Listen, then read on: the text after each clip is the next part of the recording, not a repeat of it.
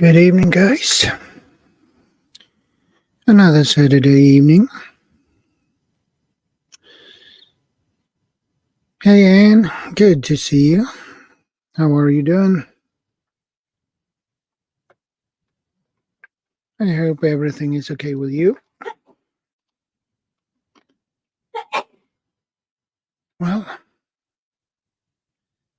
my week is being exhausting. The heat.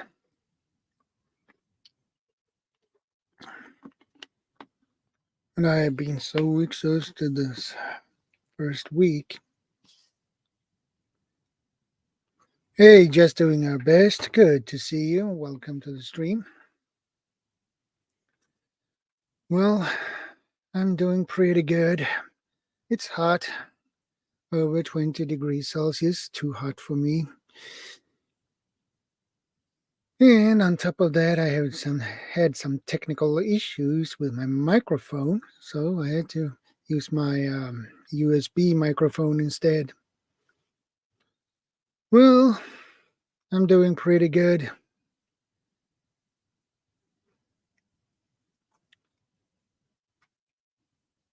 I'm doing pretty good, actually. But I don't like the heat. Too much sun. Not good for me. Yeah, I believe your temperatures is a lot higher than we have here, I guess.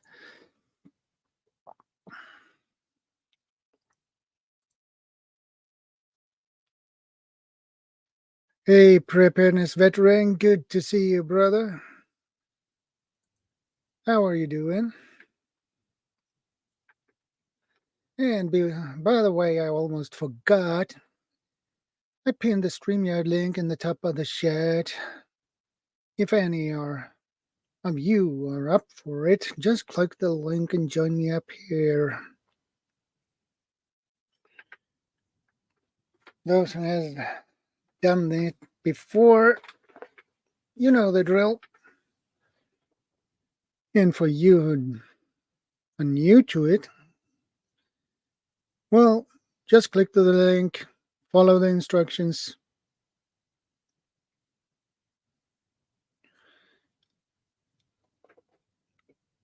Hey, Second Star, good to see you, brother. Hey, Abraxas, how are you doing? Long time no see, my friend. Hey, Outdoors with Big Matt, good to see you, brother. How are you doing?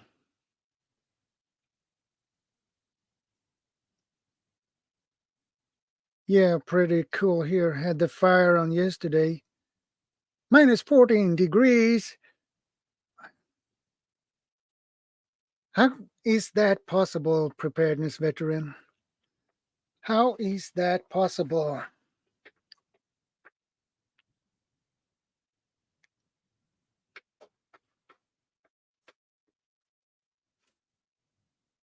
But anyway, it's good to see you guys.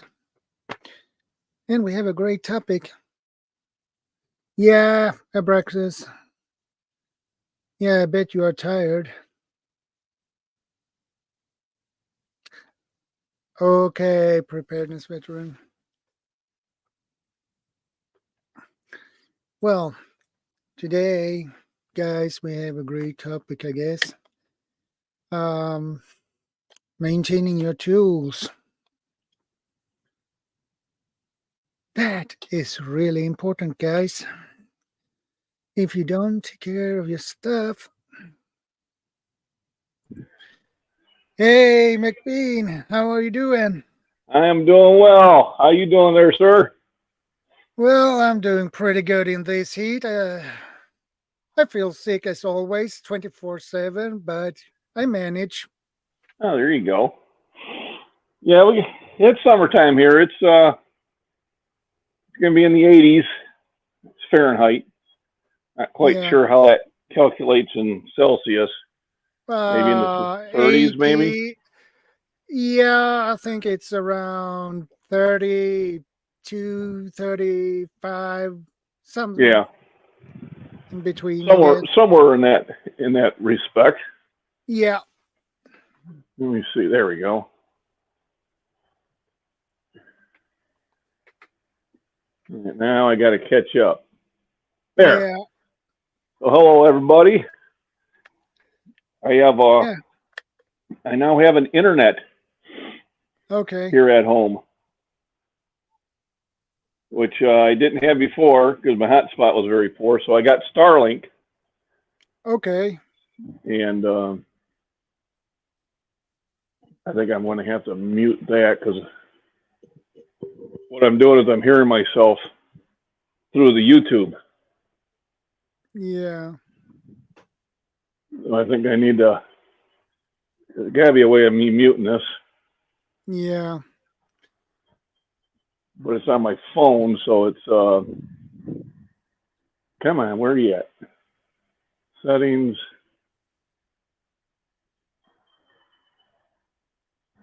On the computer, I Yeah. have an easier time of it.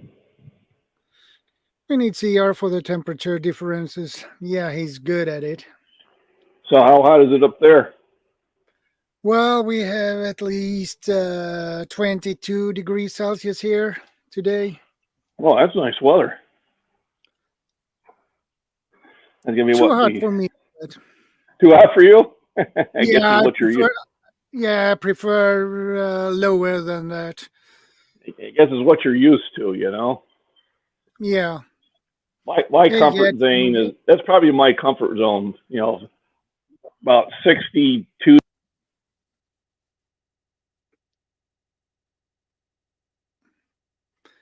Yeah, we lost him. His audio, at least. How are you doing, Yads? Hey, Hando, good to see you. I wonder when you should drop in.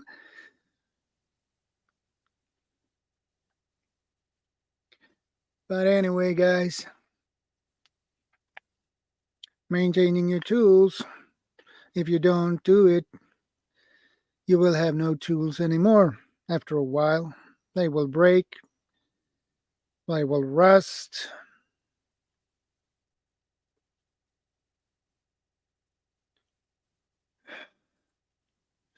Well, just doing our best, maintaining our tools, guys. That is the topic for today.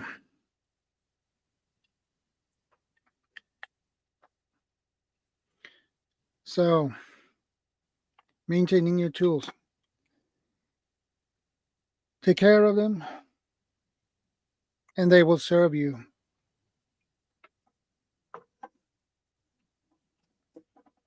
And I can't say I am the best on maintaining my tools, actually. I do what I can, but I could be better on it.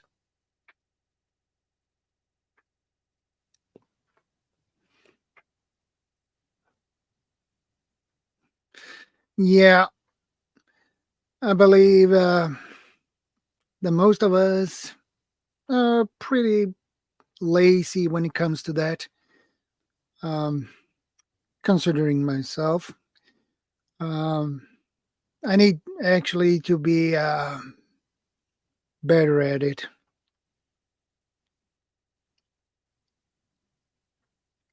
Hey, dear survival, good to see you.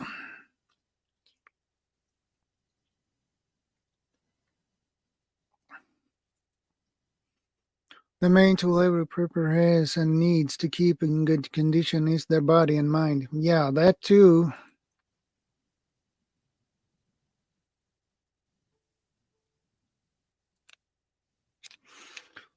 If you're not in good shape and mind, if you don't, you are useless. Yeah, I get you, Second Star. And the show. Yeah, I can hear loud and clear. Okay, good. All right. So anyway, Tuesday I competed in the Senior Olympic Nationals in Pittsburgh, Pennsylvania, Yeah, and I got bronze medal in discus. okay. That's I was cool. really surprised that I did that well. Yeah. Hey, preparedness veteran. Good to see you, brother. How you doing? Can you hear me okay? Yeah, Oh, there loud we and go. clear. Yeah. Hey, John, how you doing? You all right?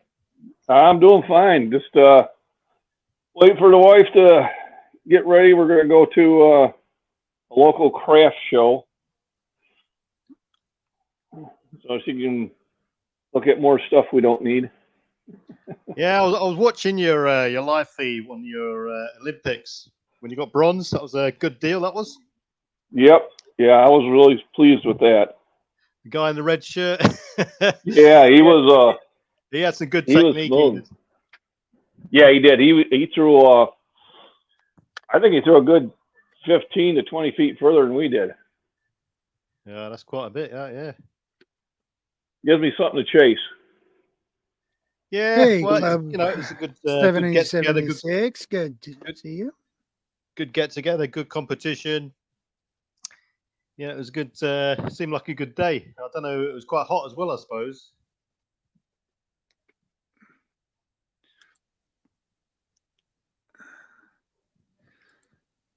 We have.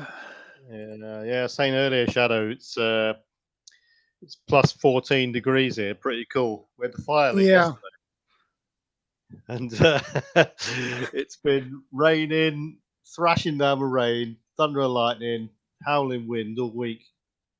Yeah.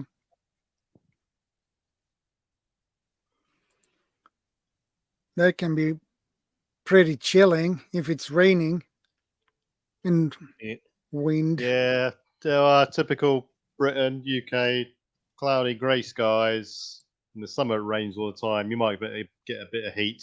When you do get a bit of heat, it just goes to the extremes and everyone just melts, you know. But that's the way it goes, I suppose. There's CR's there. How you doing, CR? You all right? Costa's in the Hey, house? CR. Good to see you, brother. So yeah, Also, you're talking tool maintenance, are you? Yeah, exactly. Maintaining your tools, especially your knives. Keep them in good shape, sharp. Don't let them get dull because a dull knife is no use. You get hurt. A dull knife is more dangerous than a sharp knife. Yep. Yeah. Yeah, I rely on a couple of things really. 3-in-1 oil. I don't really like to use WD-40 because it tends to dry things out in the long term. Yeah. It's good for freeing things up. That's it, really. A couple of knives stored away. I've tried using olive oil and stuff like that. That still works. Anything really that takes the eliminates the oxidization process from stops the oxygen getting to the metal itself. Yeah. I think ideally, coconut oil. I believe coconut oil would work too. yeah, that should work, so long as it's not acidic, I suppose. But just get some normal 3-in-1 oil. That's for the best stuff, and just get different grades of oil, light stuff, thick stuff. I use one thing I use is it's called marine grease, and it's for going round where the prop shaft enters the hull of the boat, and it's almost like a really thick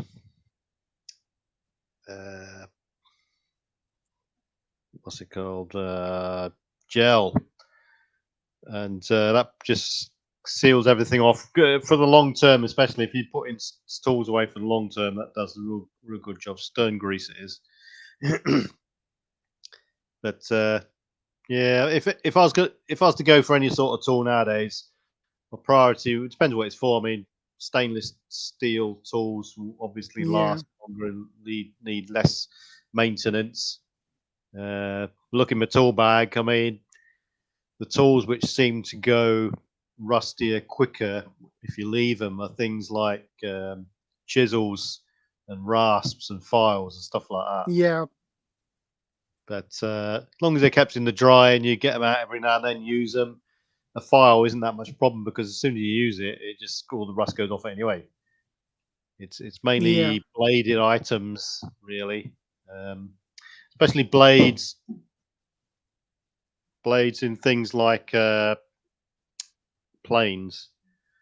They can go rusty and deteriorate quite badly, and you get to use the plane and try planing a bit of wood, and it's just totally useless. You get a new blade and stuff.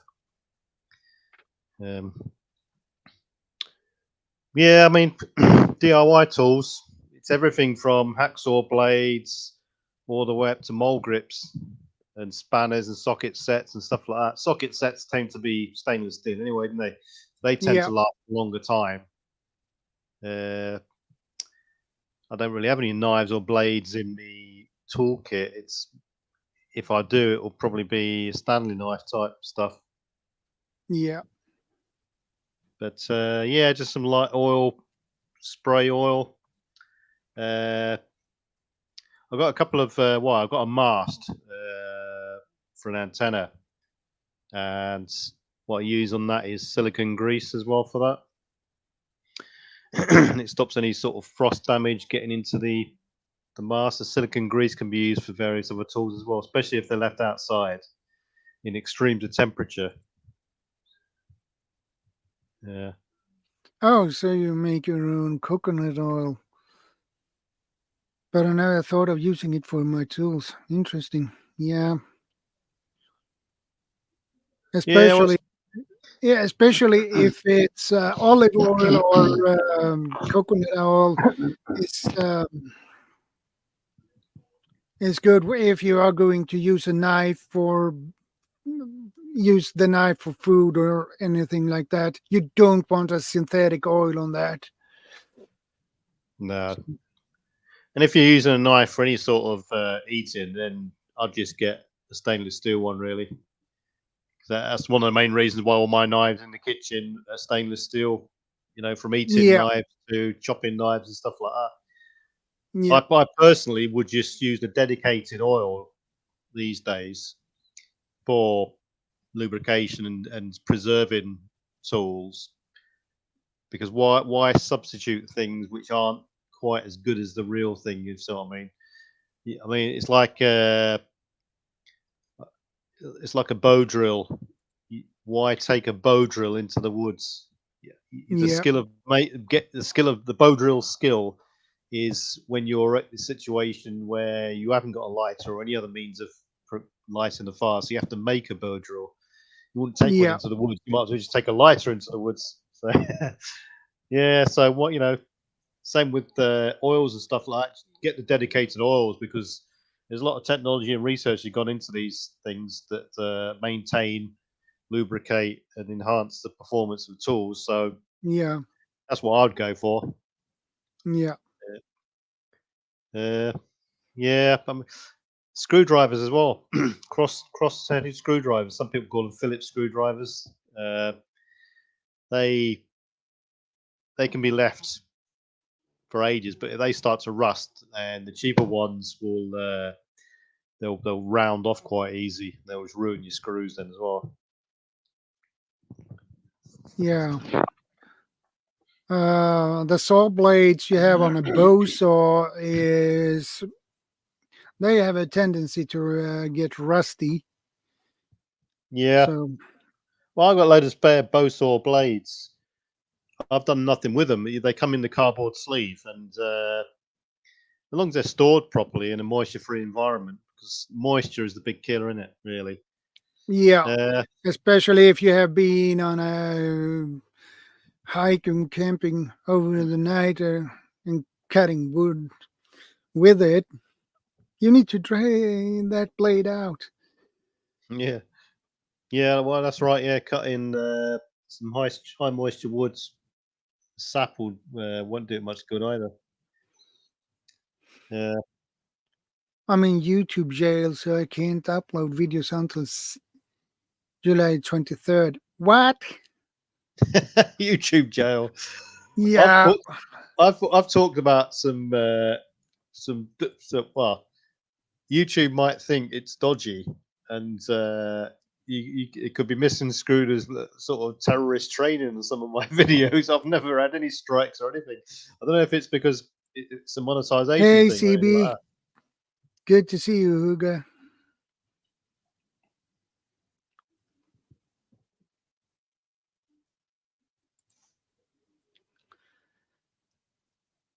Yeah, so comment section. So let's see some suggestions.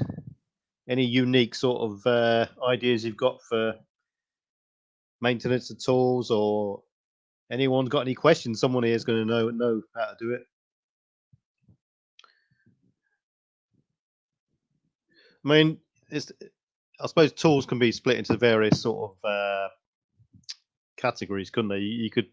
You could call them sort of dumb tools and more complex tools, and the dumb tools being a tool which has got no moving parts at all, like a chisel or a ring spanner, stuff like that. They're fairly straightforward.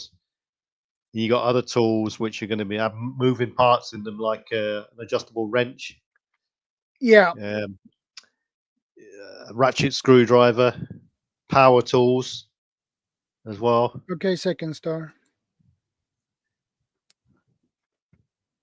Yeah, power tools. Everything with moving parts.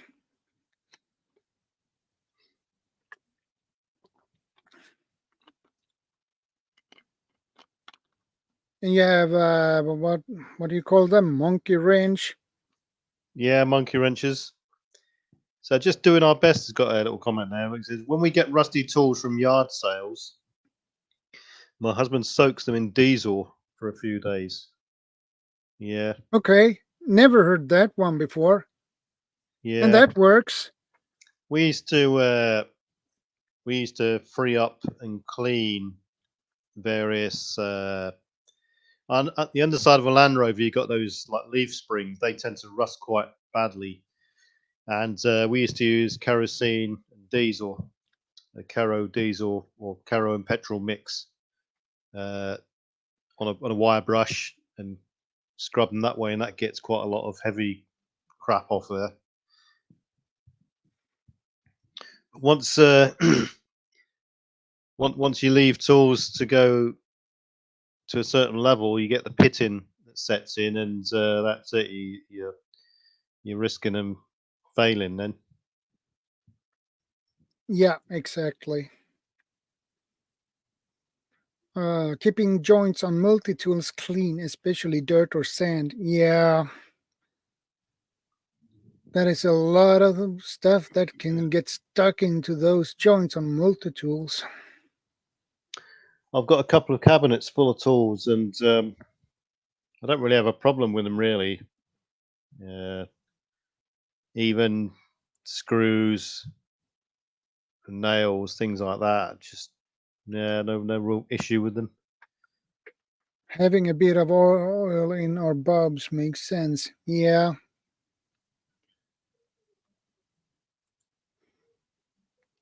And keep your knives sharpened. That is definitely a good idea.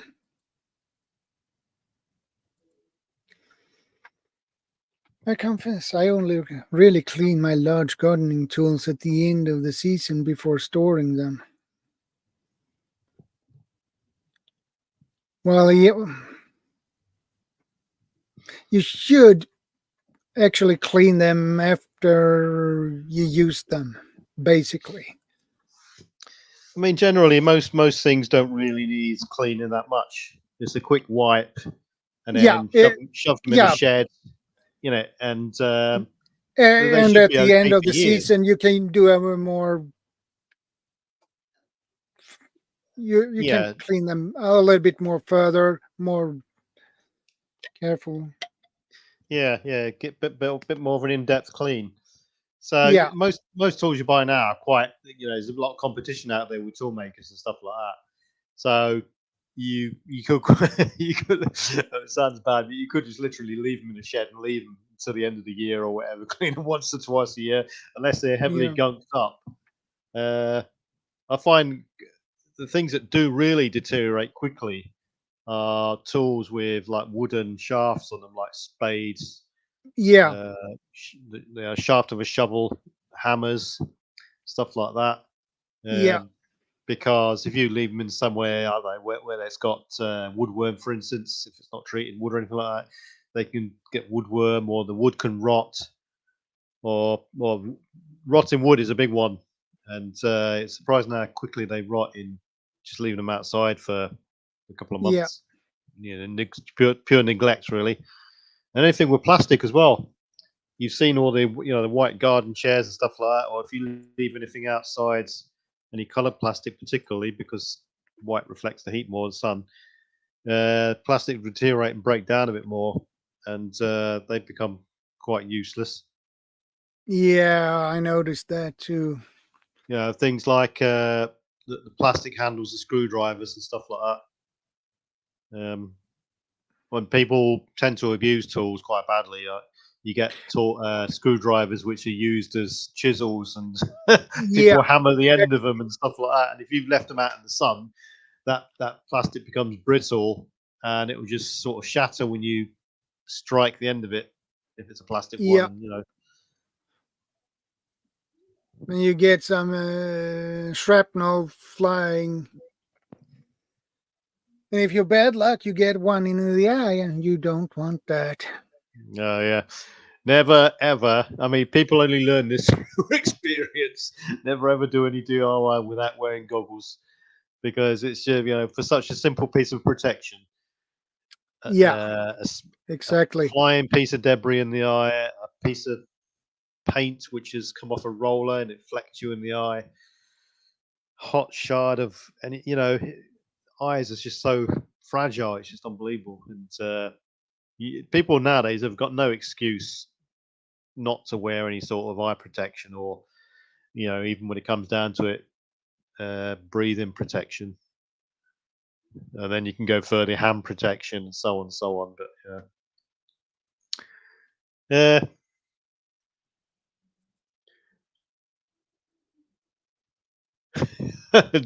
the real love survival says, did you see the Only Fools and Horses episode when Trigger said that he had the same broom for many years? I probably did see that, but I can't remember it. Yeah, classic one. I never seen that one. So Only Fools and Horses. It was sort of an 80s, 90s comedy show. It was quite good. yeah. The another tool which is quite common, a lot of people, especially preppers, tend to have them.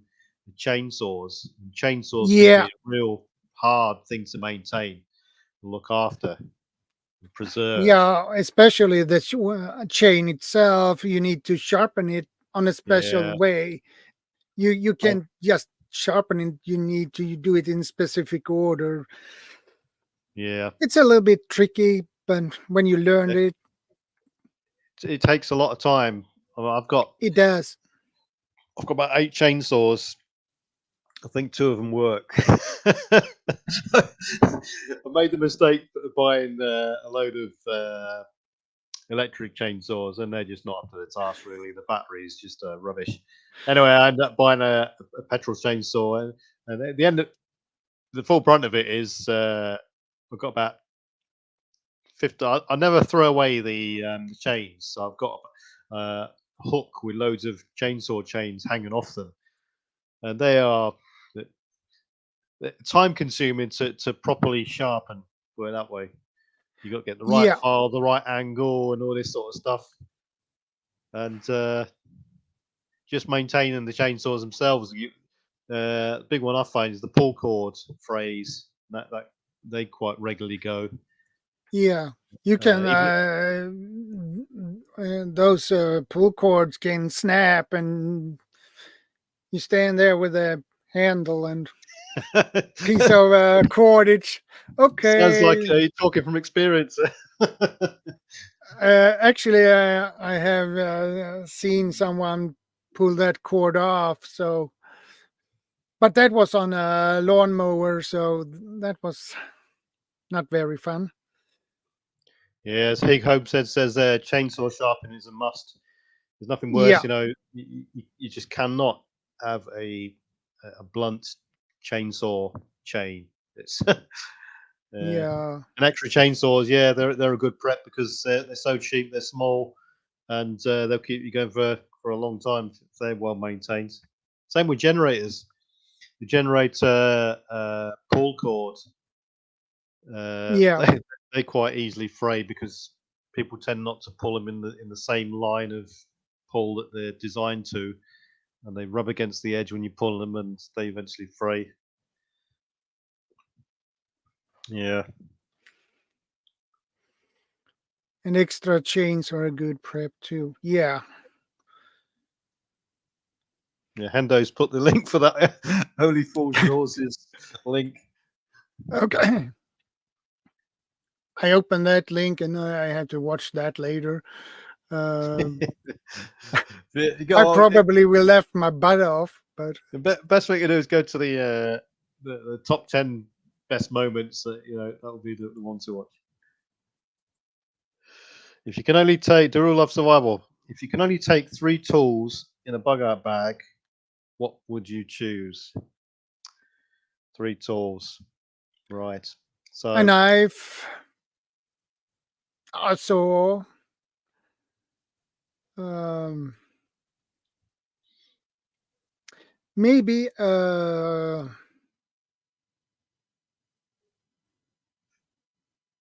hammer, probably. yeah, I would. If it's for a bug out bag, then it's got to be multifunctional. It's got to be lightweight. So I would Yeah, opt for a good multi tool because you'll have a pair of pliers on there. You'll have cross point screwdriver, flathead screwdriver, knife, a file. You got a whole array of tools there. yeah. A knife. That's That's a knife with extra features, yeah, basically. knife, multi tool, and yeah, I think I'd go with a saw. That'd be Yes. my 3. Welcome Depends back. on Just doing my best. all depends on your bug out plan, really. Yeah.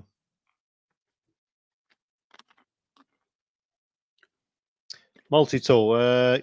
Yeah, Hick Homestead, Leatherman or a Gerber, something like that. I like Leatherman better than Gerber. Yeah, I do. That's my preference. I don't know why it's. I've tried Gerbers and Leatherman. I always tend to steer towards Leatherman. I have watched reviews on YouTube, and they made a review on a Gerber versus Leatherman, and well, the Gerber had its pros, but it has a lot of cons too. And the Leatherman has a lot of pros, but not that many cons. So the winner was always a Leatherman, and it was a wave or Leatherman juice, or Yeah, so I've got I trust Leatherman. Leatherman waves are really good tools. Yeah, Um, Leatherman wave has got a lot of good reviews from other YouTubers. They say it's a very good multi-tool, and they yeah, highly recommend it. they're good quality, and Yeah, good you got to quality. buy a good quality multi tool. Otherwise, you're just talking the metal isn't up to speed. The metal isn't a good quality, and they bend and all this sort of stuff. I've got a Leatherman Super Tool 100, and I've had that now for 25 years, and that's never failed me, and it's still going strong. Um, but I can't. That's in my EDC, I carry a Swiss Army knife, Yeah, and the maintenance on the Swiss Army knife is minimal. The steel is such a good quality. It's all stainless steel. Um, I've got a dedicated sharpener that goes with it as well. It's like a pen size sharpener. They're really good for it. And likewise with the Leatherman as well. It's stainless steel, good quality, and it's never rusted. And I've abused it quite a lot, and it's still going good. And they give also a good warranty too, so Yeah, that is good. I don't know. Yeah, I'm a bit dubious about some of these warranties. I don't know what they're protected against or for. Is it because most stuff now you get warranty for a specific tool and item and stuff like that, and I'm just presuming that most of these warranties are just for manufacturing defaults. Yeah. You can't really protect against someone abusing a tool really, because so many people abuse them, and you can quite easily break a tool when you use it incorrectly. So yeah, but well, I mean, it's good to know it's got some form of protection. Yeah. I Another thing that is also good to have sharpening for yeah sharpening stone like this. Um, I like this. I bought this sheep, but it works really great. Actually, I'm really happy yeah with it. What I like with this is you just do like this, yeah so you have more to hold and sharpening your knife. So yeah the yellow side is coarse and the red side is fine. Um, right. Is that a dry sharpener? Diamond sharpener, yeah. So it's dry. Yeah, that's a field sharpener, is it? Yeah, it is.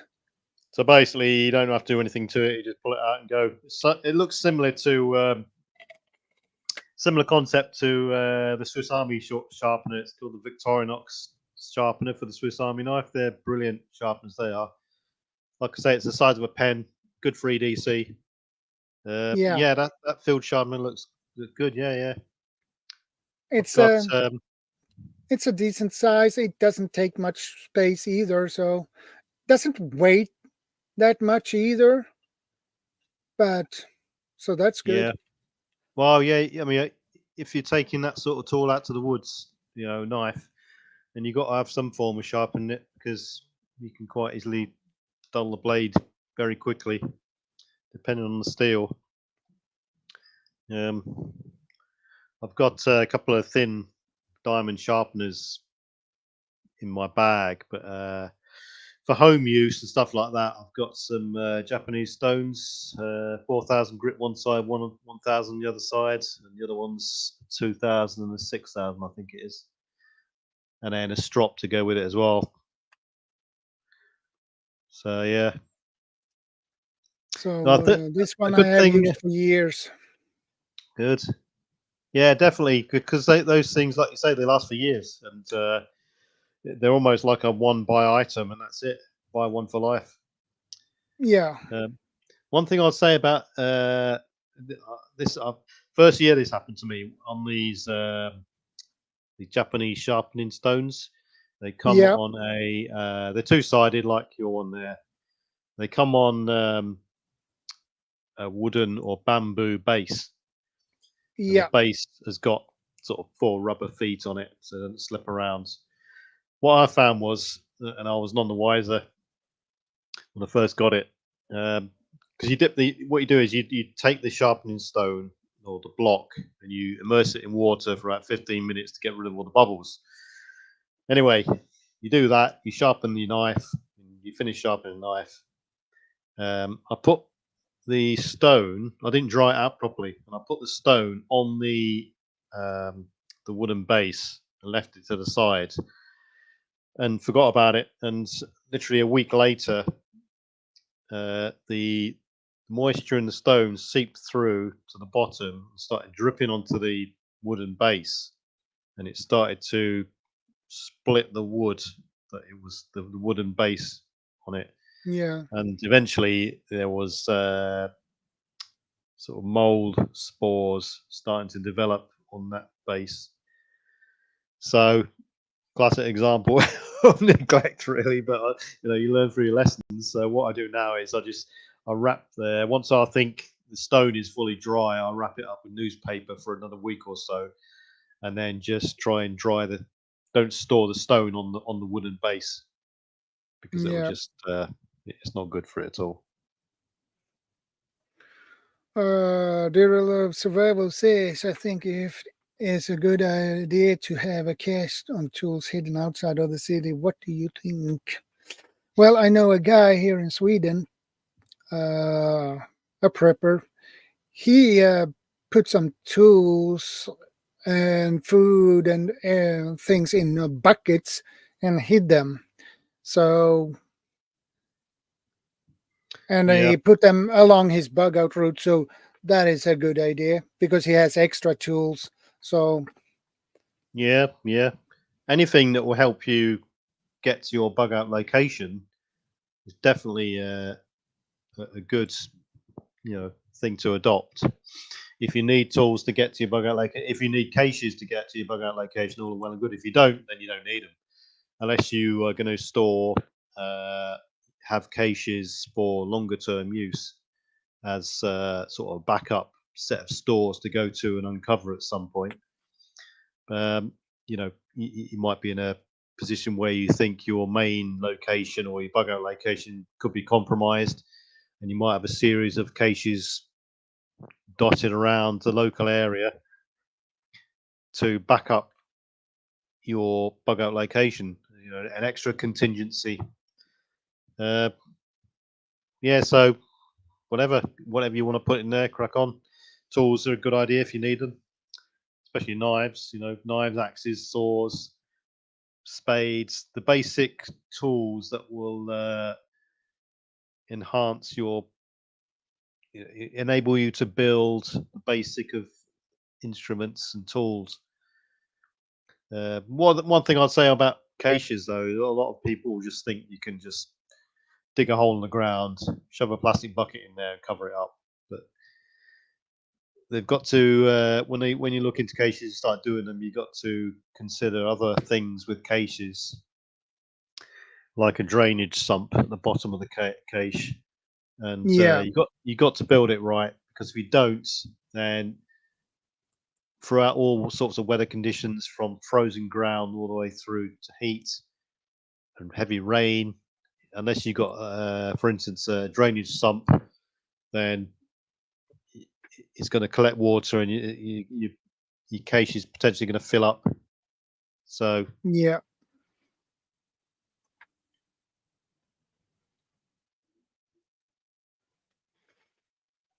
I would have my 3 tools with me. Bug out locations with tools and food makes sense, and for building long-term shelters. Yeah.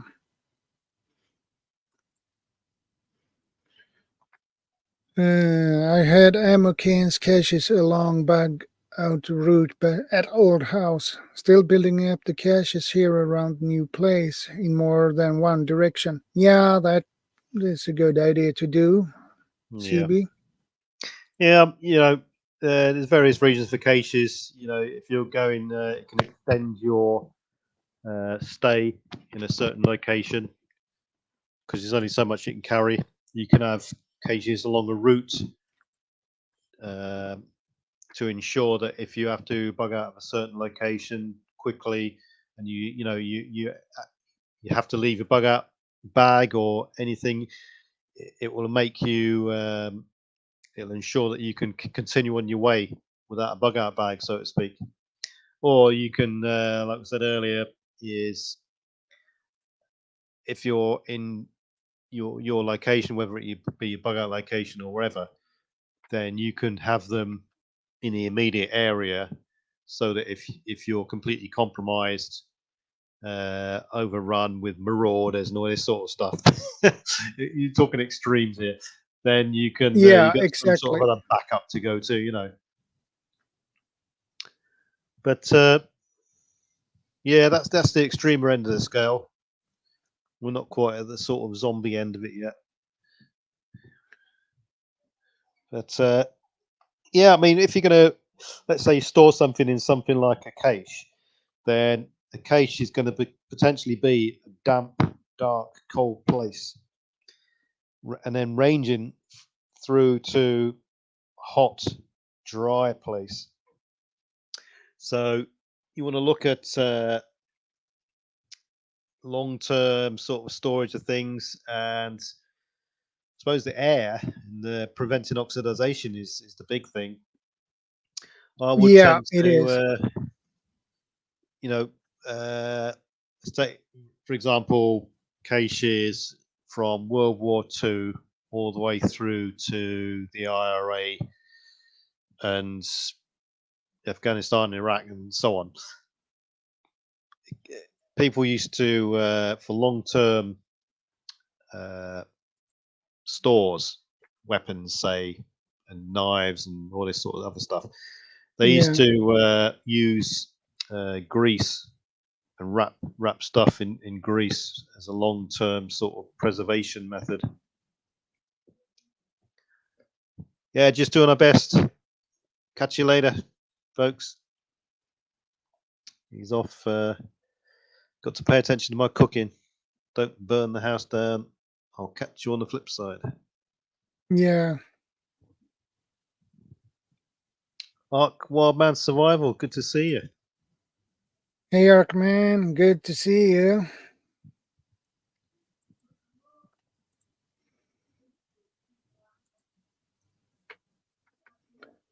How are you doing, Arkman?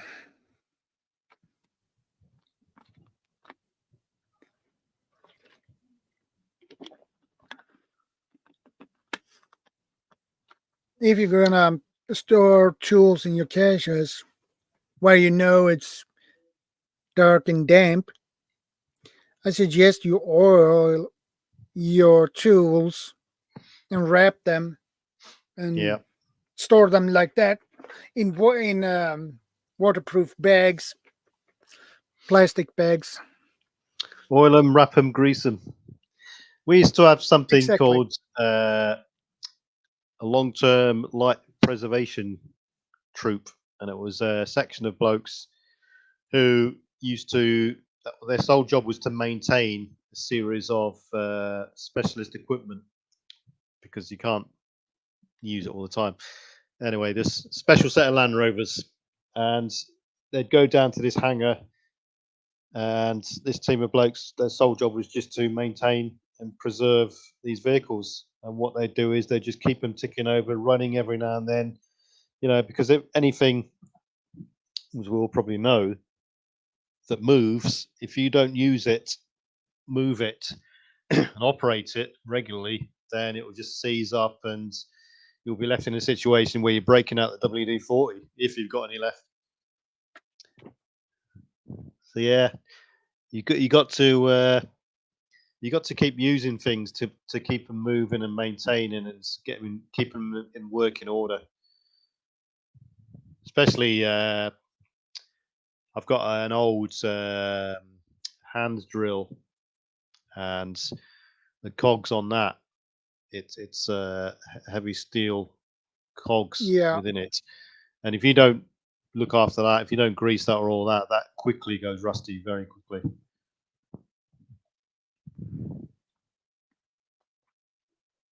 But yeah, I mean, tools can be anything, drill bits, drill bits, the nails, the screws, wrenches.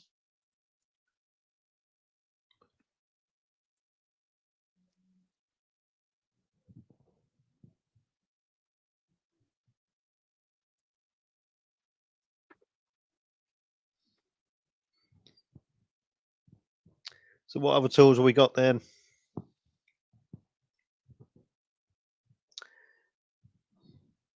For wild plants, just a knife and a mesh bag. Metal, just a hammer. Yeah. I suppose it gets a bit more complicated when you come to power tools. And yeah. Hey, Diors, good to see you, brother. Diors, how you going? Like Doril says there, a good toolbox is a good idea. Yeah, definitely. I'm presuming everyone's got good to see you, brother. Everyone's got a good toolbox. Yeah, a good toolbox is a good idea. I agree. Yeah, like I said earlier, I suppose it gets a bit more complicated when you start using power tools, impact drivers, electric drills, and so on, because you've got the electric components inside, and moisture gets into those, you're pretty much screwed. Yeah. They'll seize up, and it will just be a danger to yourself then as well. But as well as that, you've got the as a tool within itself, you know, you've got to look after the battery and keep the battery in good order. The amount of batteries I've used, especially with, say, hedge trimmers and electric chainsaw batteries, or cordless drills, cordless screwdrivers, you don't use the batteries for 3 or 4 months, and that's it. They just last 5 minutes. And the biggest question I used to have was, do you keep a power tool battery stored fully charged or stored discharged? Now, I tend to go to the keep it charged. Yeah, that is my idea too. But, you know, yeah, maintenance of tools goes all the way down to batteries. Keep them charged when stored away. Again, simple things: moisture-free environment, dust-free environment, out of sunlight. Sunlight's going to be it's going to start. It will make the plastic brittle. Things will start to rust. The connections. Yeah, the connections has a tendency to rust, and they will not work as well as they should, or not I'm at not sure. all. I'm not sure if you actually get them anymore, but the old NiCad batteries, the nickel cadmium batteries, used to build up a memory effect when Yeah, you didn't, if you didn't fully discharge it and didn't fully recharge it, you get sort of a memory effect building up. So, that's another form of maintenance, is keeping the tabs on your batteries for your cordless devices. Hey, Dior, you all right? Yeah, I'm doing all right. How about you guys? Yeah, good. A bit chilly here. Oh, that's the mail guy. Okay, I was like, what the heck? Who's that walking across my front yard? Is that? Oh yeah, that's right. It's the mail guy. Sorry. I seem to be the only one. I seem to be the only one here that's actually a bit chilly. Really? Yeah, I'm not chilly. It's. Let me see what the ambient temperature is in here real quick, and then try to translate this over to Celsius. Let's see, 75 degrees Fahrenheit. Let me see. How's that translate? I'm probably pulling up my calculator on my phone because I'm worried it'll kick me out of the stream, but we'll take a risk. Live dangerously.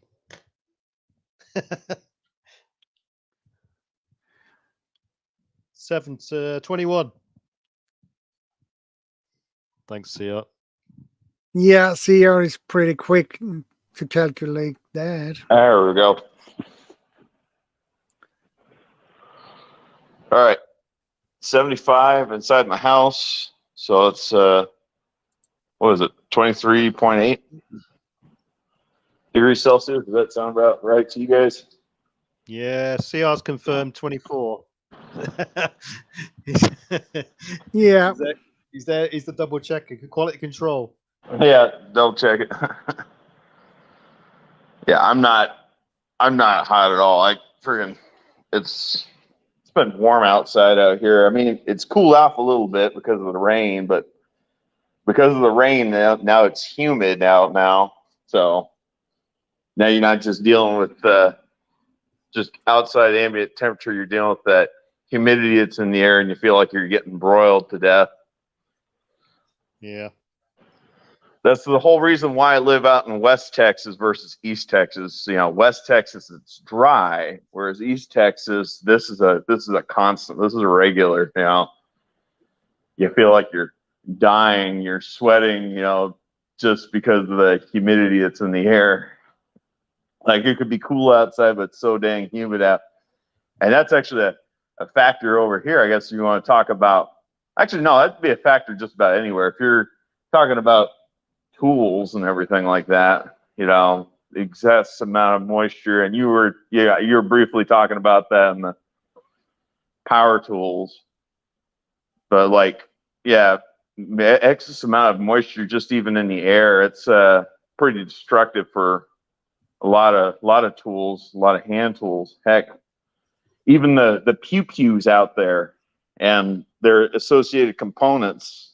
Like a lot of people, at least over in like a lot of areas like out east, you know, as far as like the quote unquote survivalist community are concerned, you know, they actually, some cases they'll go through some extreme measures, like not just putting a heavy coat of oil on their pew-pews to keep them from rusting, but they actually store them inside lockers or gun safes with extra packets of desiccant, just so it'll help absorb the extra moisture that's in the air, you know, keep it from going to the, you know, going to the pew-pew, going to the tools. The same goes for, you know, the freedom seeds that go with those pew-pews. Yeah. Well, yeah, barrels, especially you got to keep on top of them, otherwise they get rust. Yeah, they can corrode inside and out. But yeah, just not only that, but like finishes, they'll get pitted and everything like that. Ask her. I'm not gonna dance around subject, but you know, like my old Winchester shotgun, which was the very first firearm I ever had. I bought that used over at pawn shop, but it had a little bit of patina, you know, happening on the tube magazine because it's rolled sheet steel. And I bought this gun over there in Omaha, Nebraska. And Omaha, Nebraska, it gets like nasty humid out there, like very, very humid. Like you get the extreme of both worlds. You get extreme heat and extreme humidity, and then you also get extreme cold. So you get that humid cold, and you get that humid heat. Heck, you don't even have to be 90 or 100 degrees outside, and just be in the upper 80s. You know, I'm just talking from Fahrenheit standpoint. And it's just because that humidity in the air, you just feel like you're dying. But like I said, a lot of, like, I found like a lot of my tools for no reason whatsoever. And like I said, it wasn't just specific to that particular shotgun. They would have a little bit of rust or a little bit of patina. It's just because of the amount of humidity that was in the air, especially during the summertime. And actually, I found that some of my tools, I keep like an emergency toolkit of some kind in both my car and my pickup truck. My pickup truck, I've got a big old 300-piece Craftsman wrench set, and man, like that tool set for me is pretty much invaluable. It's paid itself off dozens and dozens and dozens of times. I've used that tool set on pretty much almost every vehicle I've ever had, as far as doing like my own repair jobs. But its permanent home is to pretty much sit in the back of my pickup truck, because the truck's pretty old. But I figure if that truck breaks down, I need a really, really good tool set, you know, because I've used that tool set for everything from replacing thermostats, replacing alternators, replacing radiators, water pumps,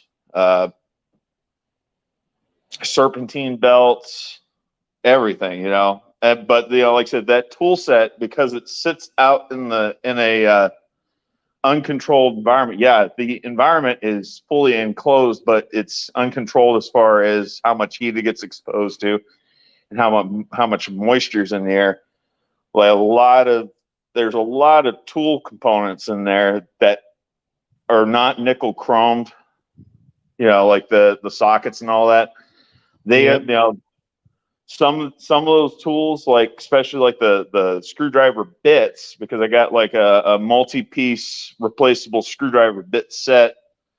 Those are very, very rusty. Like I've actually gone through and pulled all those bits out from their respective holders in the trays in that toolbox, and I've actually taken a brush head on the bench grinder and cleaned off all the patina, and then went back and coated that stuff with oil. But it still doesn't seem to matter. That stuff still starts to go back, resort to rusting again. Then some of the stuff that is chrome, there's some of it where the chrome got chipped on the edges of the sockets, and they're starting to rust there too. But it's just another example of kind of like some wear and tear.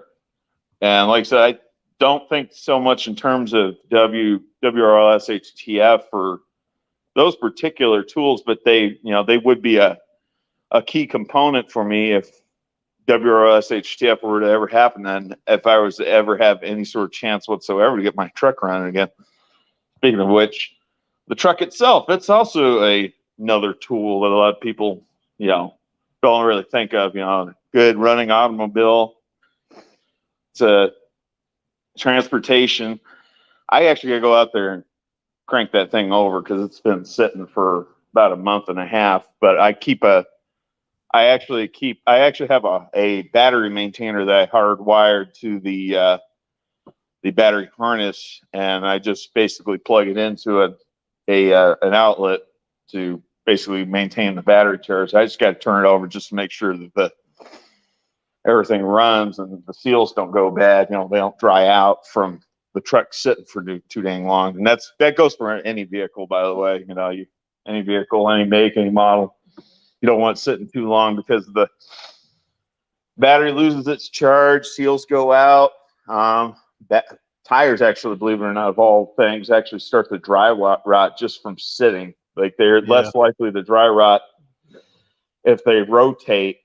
And they also will get flat spots on them too, like just because of the weight of the vehicle pushing down and leaving pressure points. But that's like extreme cases as far as tires go.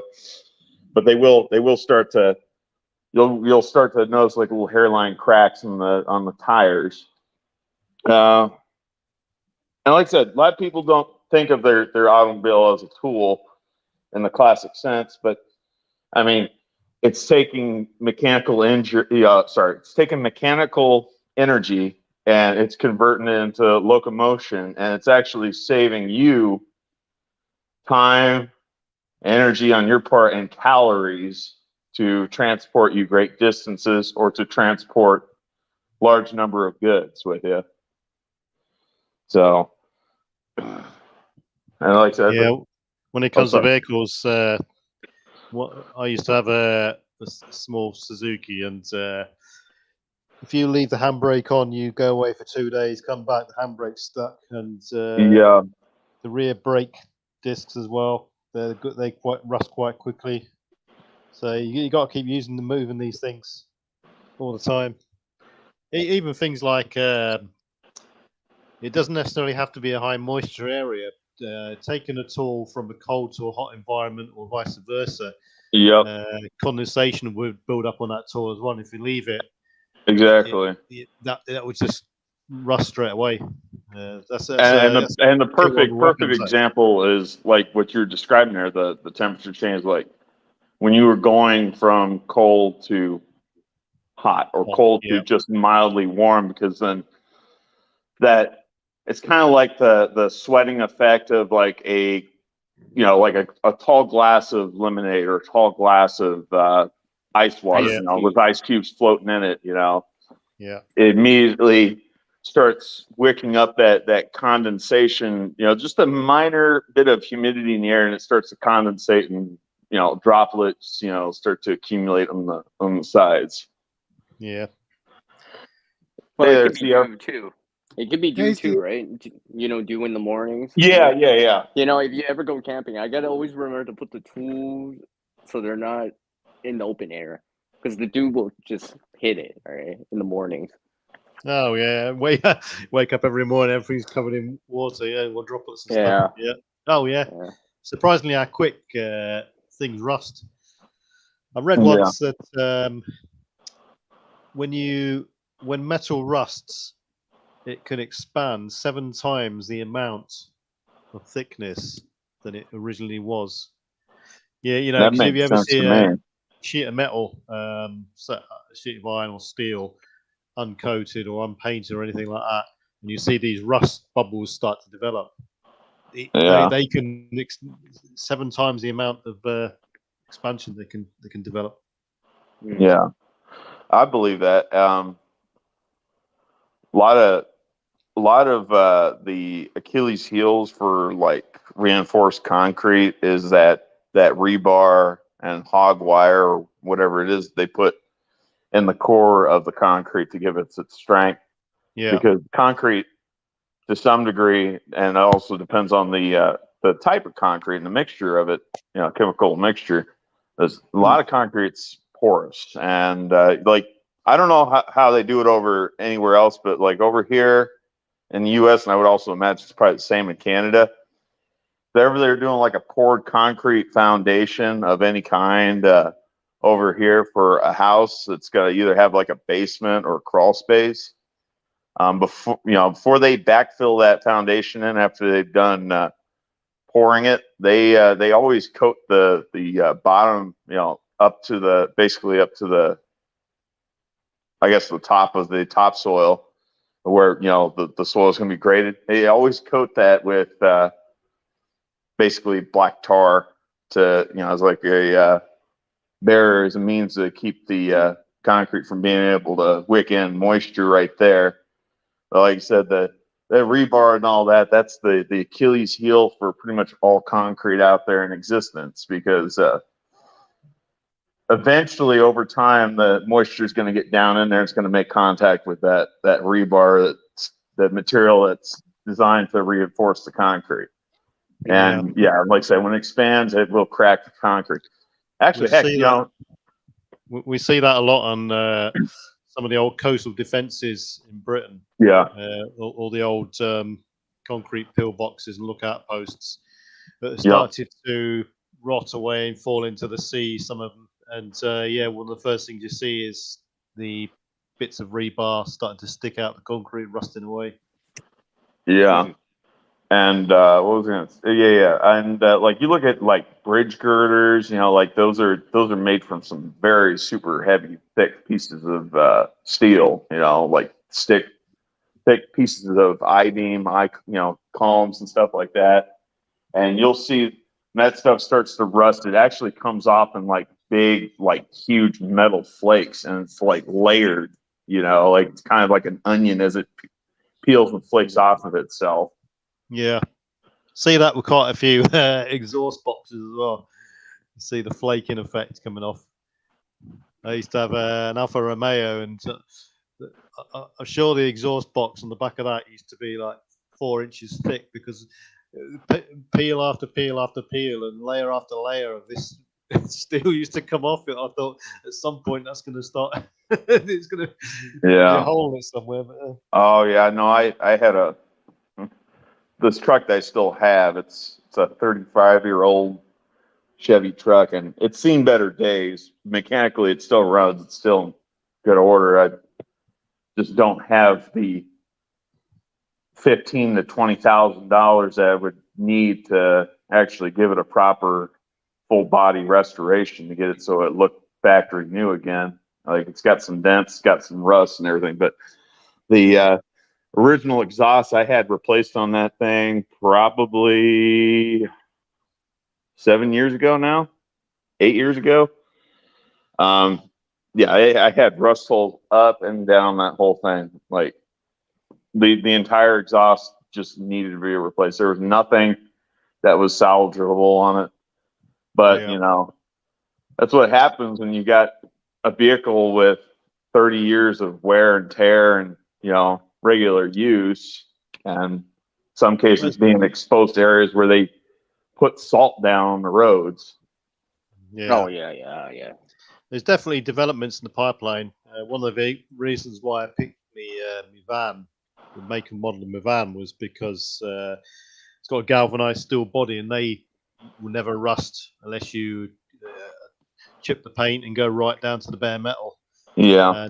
And what I did with the underside, not my van, but the previous vehicle, is I waxed oil the underside of it, which is like a black sort of treated paint type thing, and that protected it really well. Once you wax oil something, it's it's good for a long time.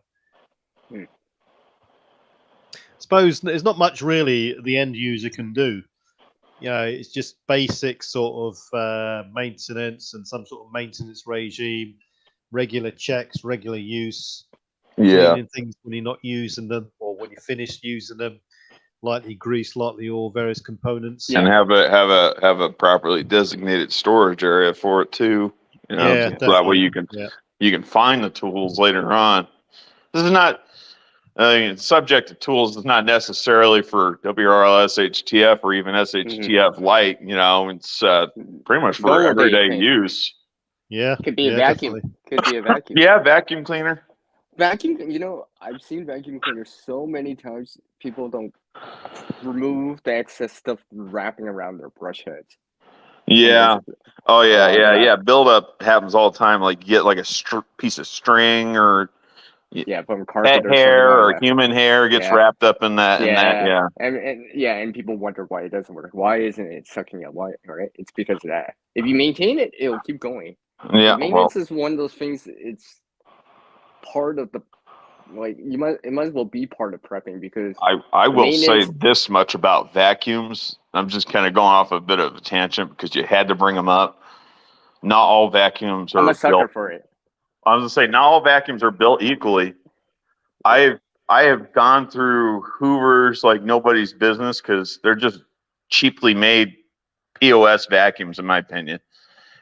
Hands down, my favorite vacuum I've ever dealt with, and I've been using Dyson vacuums for 17 years now. Have very rarely ever had a problem. I think I've probably used about 6 different Dyson vacuums over my lifetime. Like more than half of those vacuums are vacuums that my parents own. Of all those vacuums, we only had one that was unrepairable, and that was just because the local vacuum repair guy wouldn't repair wouldn't replace the switch or couldn't find a replacement switch. The power switch went out on it. But no, hands down, those are nice. Those are the best vacuums. I don't mean to throw that out there. I'm not getting paid to promote Dyson. But this is not a paid advertisement. Yeah, this is not a paid advertisement, but Dyson vacuums, hands down, they are my absolute favorite vacuums. And if they quit working, usually it's a simple fix. Usually it's something like, oh, you got a big old friggin' lint ball or something that didn't go all the way down the hose, and now it's clogging everything at the entrance of the canister where all the dirt's supposed to go as it's sucking up all the debris. I used to have a Kirby vacuum cleaner, and it cost a fortune. This is like in 1989, 1990, and it cost £1,200 back then. They were like top of the line vacuum cleaners. Money wasn't an object back then. And single point of failure, the belt on it kept breaking. And these belts were hard to come by and really expensive. So I got rid of that in the end. And, correct me if I'm wrong, but those I'm not really a fan of Kirby's just because they're old. But then again, I guess they're kind of those vacuums that just keep going as well. But correct me if I'm wrong. But they got like a mechanical drive to kind of assist you as you're. Yeah, that's right. Got a power assist. So as soon as you push it forward, it sort of the motor kicks and it pulls you forward. Yeah, with a big headlight on the front and a big bag and all this sort of thing. The best one we use now is it's called a Henry. It's a little sort of circular thing. It's got a face on it. You've got a Henry for the blokes and you've got a Henrietta for the women. One's got a bloke's face on it, one's got a woman's face on it. But yeah. Would you say they did some vacuum cleaning era? My biggest issue with my biggest issue with them Kirby's is because they're just freaking god awfully heavy.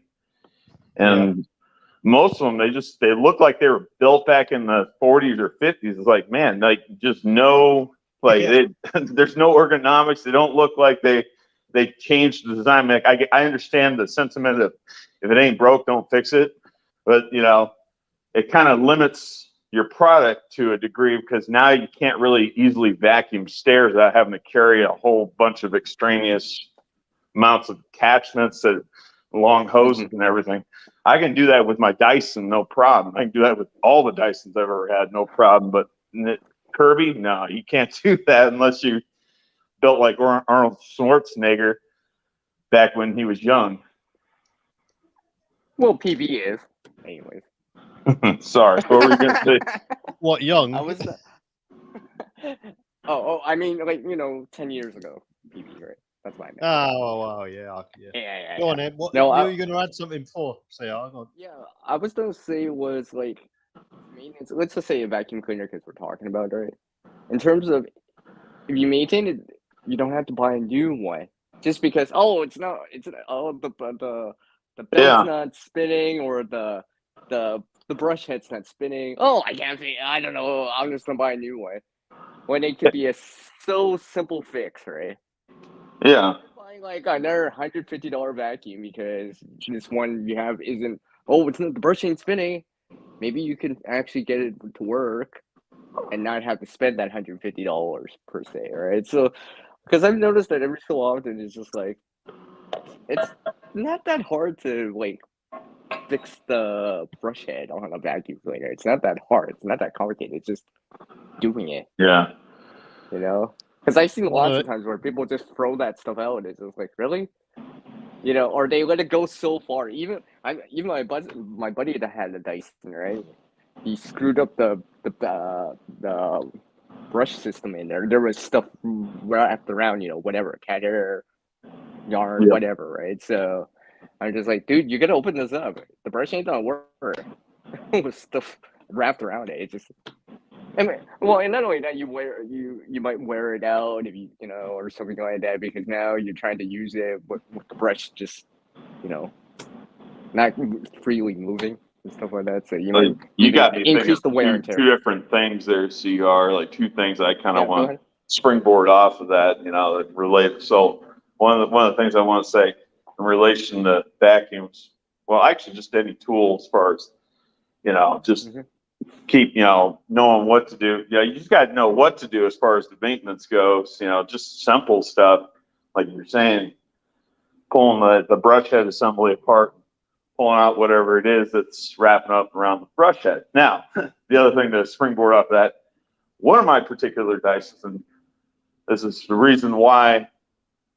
reasons why I won't pay for extended warranties ever again, through third parties, because it was just such a turnoff at that point, and it was such a hassle to get them to actually fix what was broken. So back in the day, when I was a lot younger and I was in the Navy, I got sick and tired of these poor quality, subpar vacuum cleaners they provided us for a barracks room. So I went out and actually spent about $300 because I got it on sale. I got it actually on Black Friday. I bought me an actual Dyson, and at that point in time, like this Dyson is brand spanking new, but my roommate in this one particular barracks room did not have the respect or the know-how, to realize how expensive that vacuum cleaner was. And actually I had to tell him, like, look, dude, this thing's about as expensive as that brand spanking new Xbox game console. I know it's hard for you to grasp, but like this is a really, really good vacuum. And this guy, while I was away, used the vacuum. And I kept finding stuff, kept vacuuming stuff up, and he wouldn't pull it out of the brush head. And I was getting annoyed, but then one day went to go use my vacuum, go clean the barracks room up.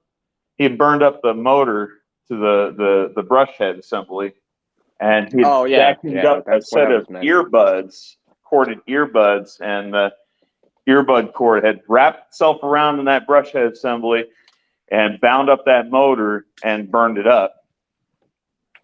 after about a month of back and forth between Dyson and between that extended warranty company, oh man, like I said, they did not want to pay out to have that thing fixed. They did not want to pay out to have that thing shipped over to them or anything like that. But I told them, like, look, this Dyson says it's not covered through their warranty, so you guys got to fix it. Well, we need you to fax that over to us. Like, I don't have a fax machine, okay? I've spent 4 weeks talking to you guys about getting this thing fixed. You guys have to fix it.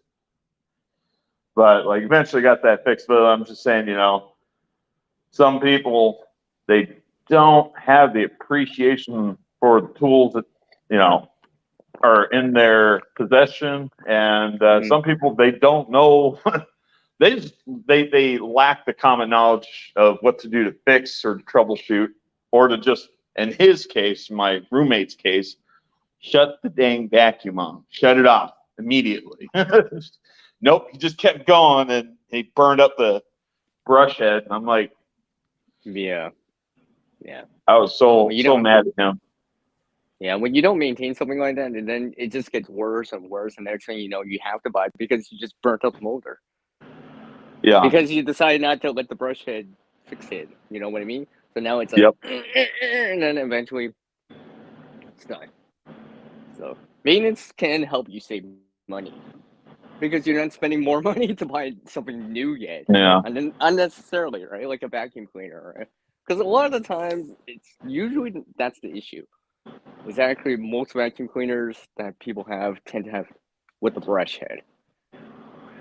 Oh, it's not working. It's because you got stuff over the brush head wrapped around it, whatever it is. It's one of the anyone who's got any sort of experience in the Army, Navy, or Air Force will know that such a massive amount of time is dedicated towards maintenance of equipment and tools. It's unbelievable the amount of time spent. And not just maintenance for at least in the Navy side over here in the U.S. Navy. We also had a lot of quality assurance for the maintenance that was being done. Make sure not only is the maintenance being done, but make sure that the procedures are being followed as the maintenance is being done. Because so I like a submarine, a lot of that stuff, it's like a lot of that maintenance, it's critical maintenance. You wouldn't give it a second thought, but it is because, it's a steel can that's designed to go underwater under immense amount of pressure of water, and you do something wrong for something simple, it could either be a major hassle or could pretty much endanger everyone's lives on board. Yeah, it's a series of quality control checks, supervision checks, all the way through the chain of command, and it's so there's a reason why such a heavy maintenance schedule is put on these three services: Army, Navy, Air Force, because it's a key aspect of regular functionality, really, and cost saving measures. It's all too easy these days to just, something breaks or something go rusty, you just throw it away and buy a new one. Because there is a lot of crap out there, but you can quite easily extend the life of things tenfold just by looking after it. I totally agree. I don't know for you guys, if you guys practice a lot of lockout, tag out whenever you're performing maintenance and stuff. That was a pretty big deal. It still is a pretty big deal, as far as present day Navy goes. So what was this? Explain what terminology might be different. Lockout, tag out. Yeah, what was that? So, like, there's a piece of powered equipment with either multiple sources of power or, remotes, power source switches or even localized power source switches. Yeah. You would turn the switch off to its off position so the piece of equipment wasn't running, wasn't functioning, and everything like that. And then there'd be some sort of safety valve, or could be, like I said, it could be a power switch in the sense that we're thinking of like electrical, with electrical contacts where you flip like a breaker or something like that. Or it could be something as securing hydraulic power or something. But I do remember couple of crew members, they were doing some maintenance on the vertical launch system tubes up on the forward end of the submarine. They were trying to lock out, tag out what was the appropriated valves to secure the hydraulic power to those, so that those lids didn't accidentally get operated and either open or accidentally get closed by either somebody walking by or somebody just, mindlessly just pushing button. Technically speaking, I should say, you're not allowed to be operating anything without, supervisory and without basically permission from the chain of command. But just general industry standard, and like I said, it's not just military, it's just kind of an OSHA standard.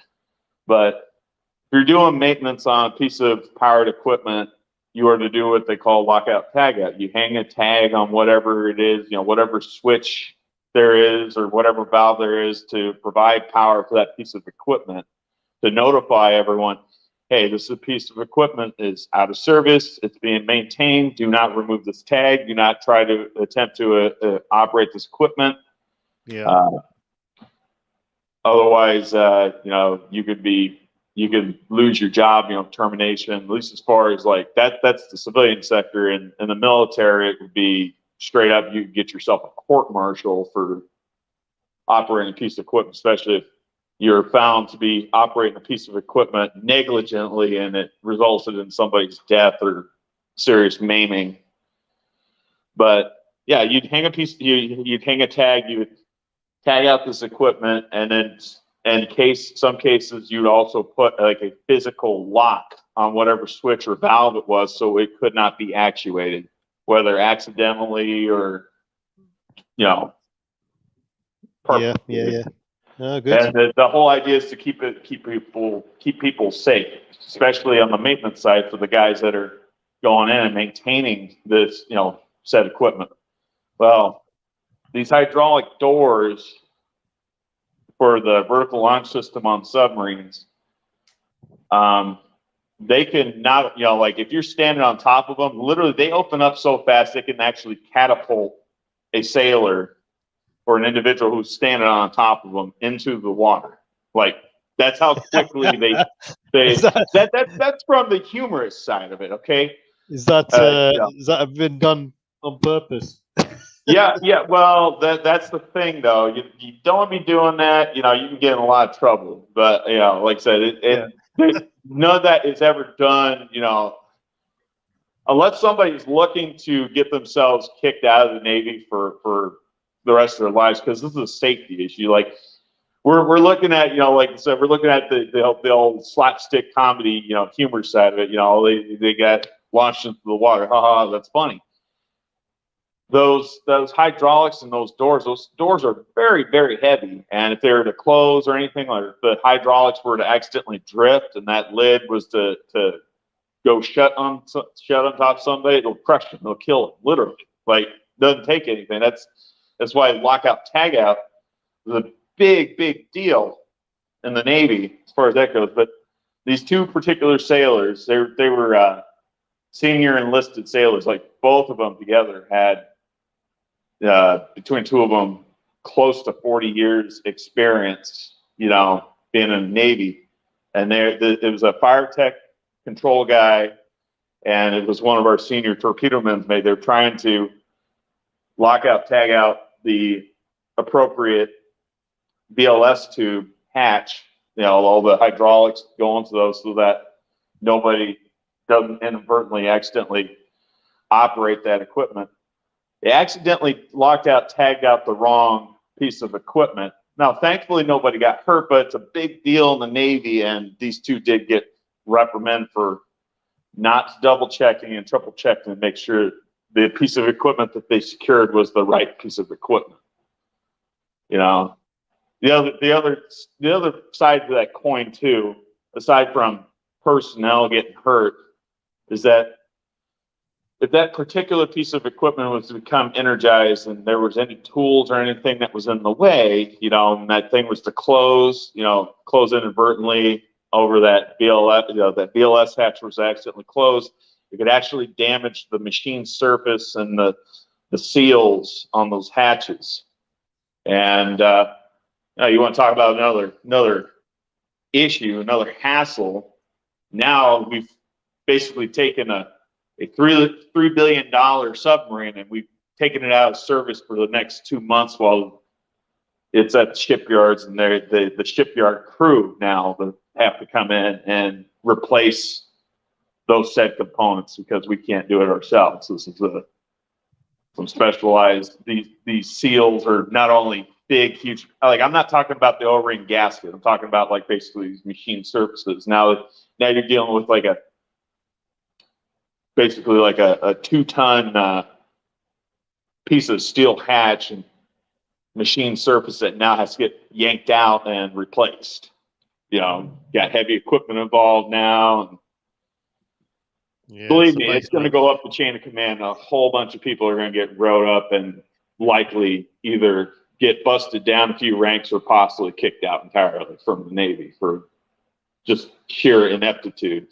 But like I said, that goes even for the civilian sector. They're not necessarily dealing with torpedo tubes or vertical launch system tubes for Tomahawk cruise missiles in the civilian side. We're dealing with regular industrial equipment, and that's why lockout tagout's a big deal, because again, you still got hydraulics, you still got I forgot to mention high pressure air, pneumatic tools.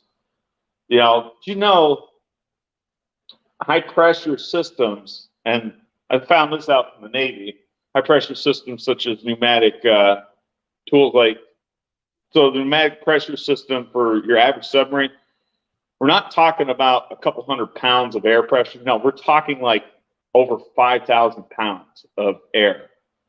Like that, like if there was ever be a leak on something like that, or if something was inadvertently get opened up like that, while you're doing maintenance, that blast of air comes out so hard and so strong, literally it can actually cleave a person in half. And like I said, that would be the same for anything that's extreme high pressure on a civilian sector. If you're ever having air leak, you're not securing the pneumatics, you're not securing the hydraulics, you're not securing the electrical components. Don't get me wrong, like I said, securing electrical and hydraulics is important, but you ain't securing your pneumatics and all that, you can get seriously hurt. Hydraulic pressure isn't any different. You aren't securing your hydraulic pressure as you're doing your maintenance, or if a hydraulic line actually busts, it'll actually blast right through your skin. It's doing two things. It's not only literally blast a hole clean through your skin, that's just a little pinhole leak on a hydraulic hose, but it also gave you blood poisoning at the same time, because hydraulic fluid's carcinogenic. You immediately need to go to the hospital and start getting blood transfusions if you ever. Sounds similar to helicopter airframe pressure that runs 2,000 to 4,000 psi, and that'll just go straight through you as well. Yeah, I mean these. There's been plenty of examples of accidents and disasters that have all started with the smallest of components and just have an escalating effect all the way up. Yeah. Interesting stuff. It can get dangerous, and there's been people get killed with that sort of thing. Especially like you say, with the big, the heavier objects and tools and systems, and stuff with more voltage and electricity involved as well. And more oomph. Yeah. Well, I guess I'll say this right now. By the way, we're having problems seeing the side chat on the StreamYard side for us right now. Oh, right. Just to mention to everyone, because I know, but if you're on your phone or, anyways, I can't see the side chat, obviously. yeah. I would have thinking, well, no one said anything for a while. What's that? I might like, why is she the only one commenting? I'm like,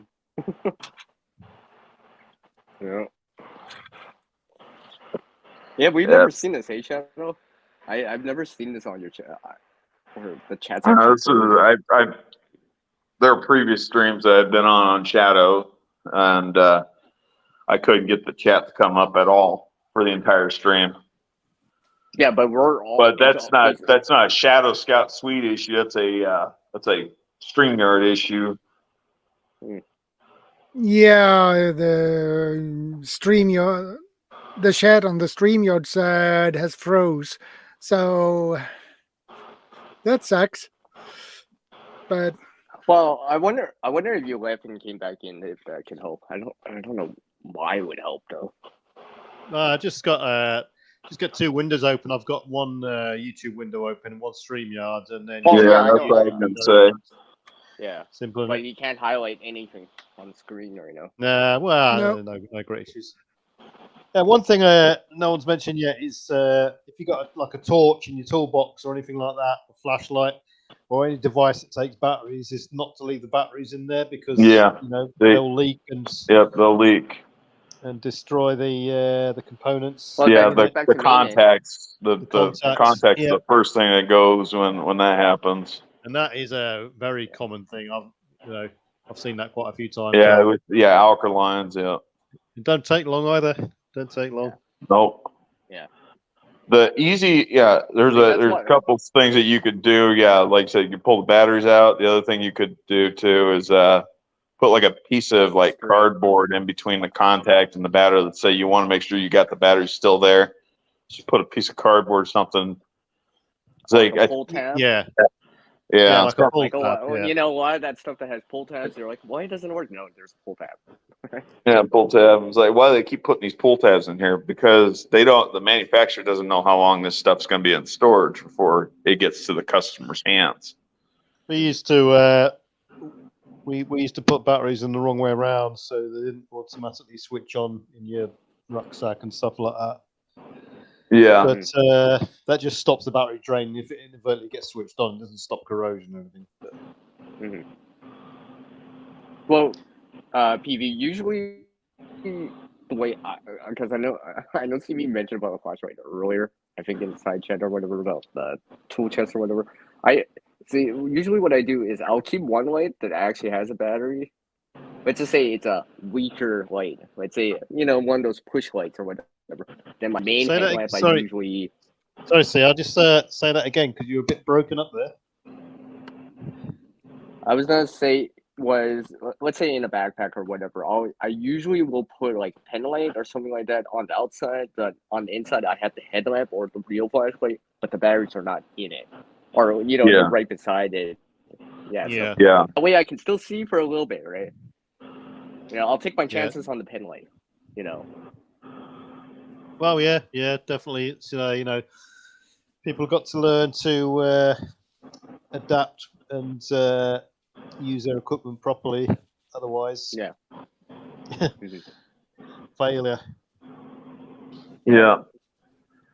You don't. And want it might not be just a minor most. inconvenience. It could be your life or the life of somebody who you deeply care for that could be on the line too. Yeah, and guarantee it will fail when you need it most. Yep. Yeah, guarantee. Right? Well, that's kind of why in the survivalist prepper community, they got the old saying of 1 is none, 2 is 1. Yeah.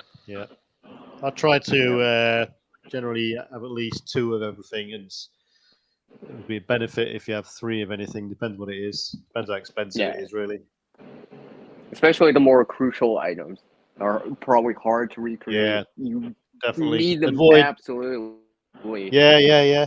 I mean, I've got a water pump, and that's a single point of failure because if my water pump fails, I can't get any water pump around my whole, bathroom, shower room, kitchen, or anything like that. So 2 other backup pumps I've got as well in storage because they are single points of failure. So yeah.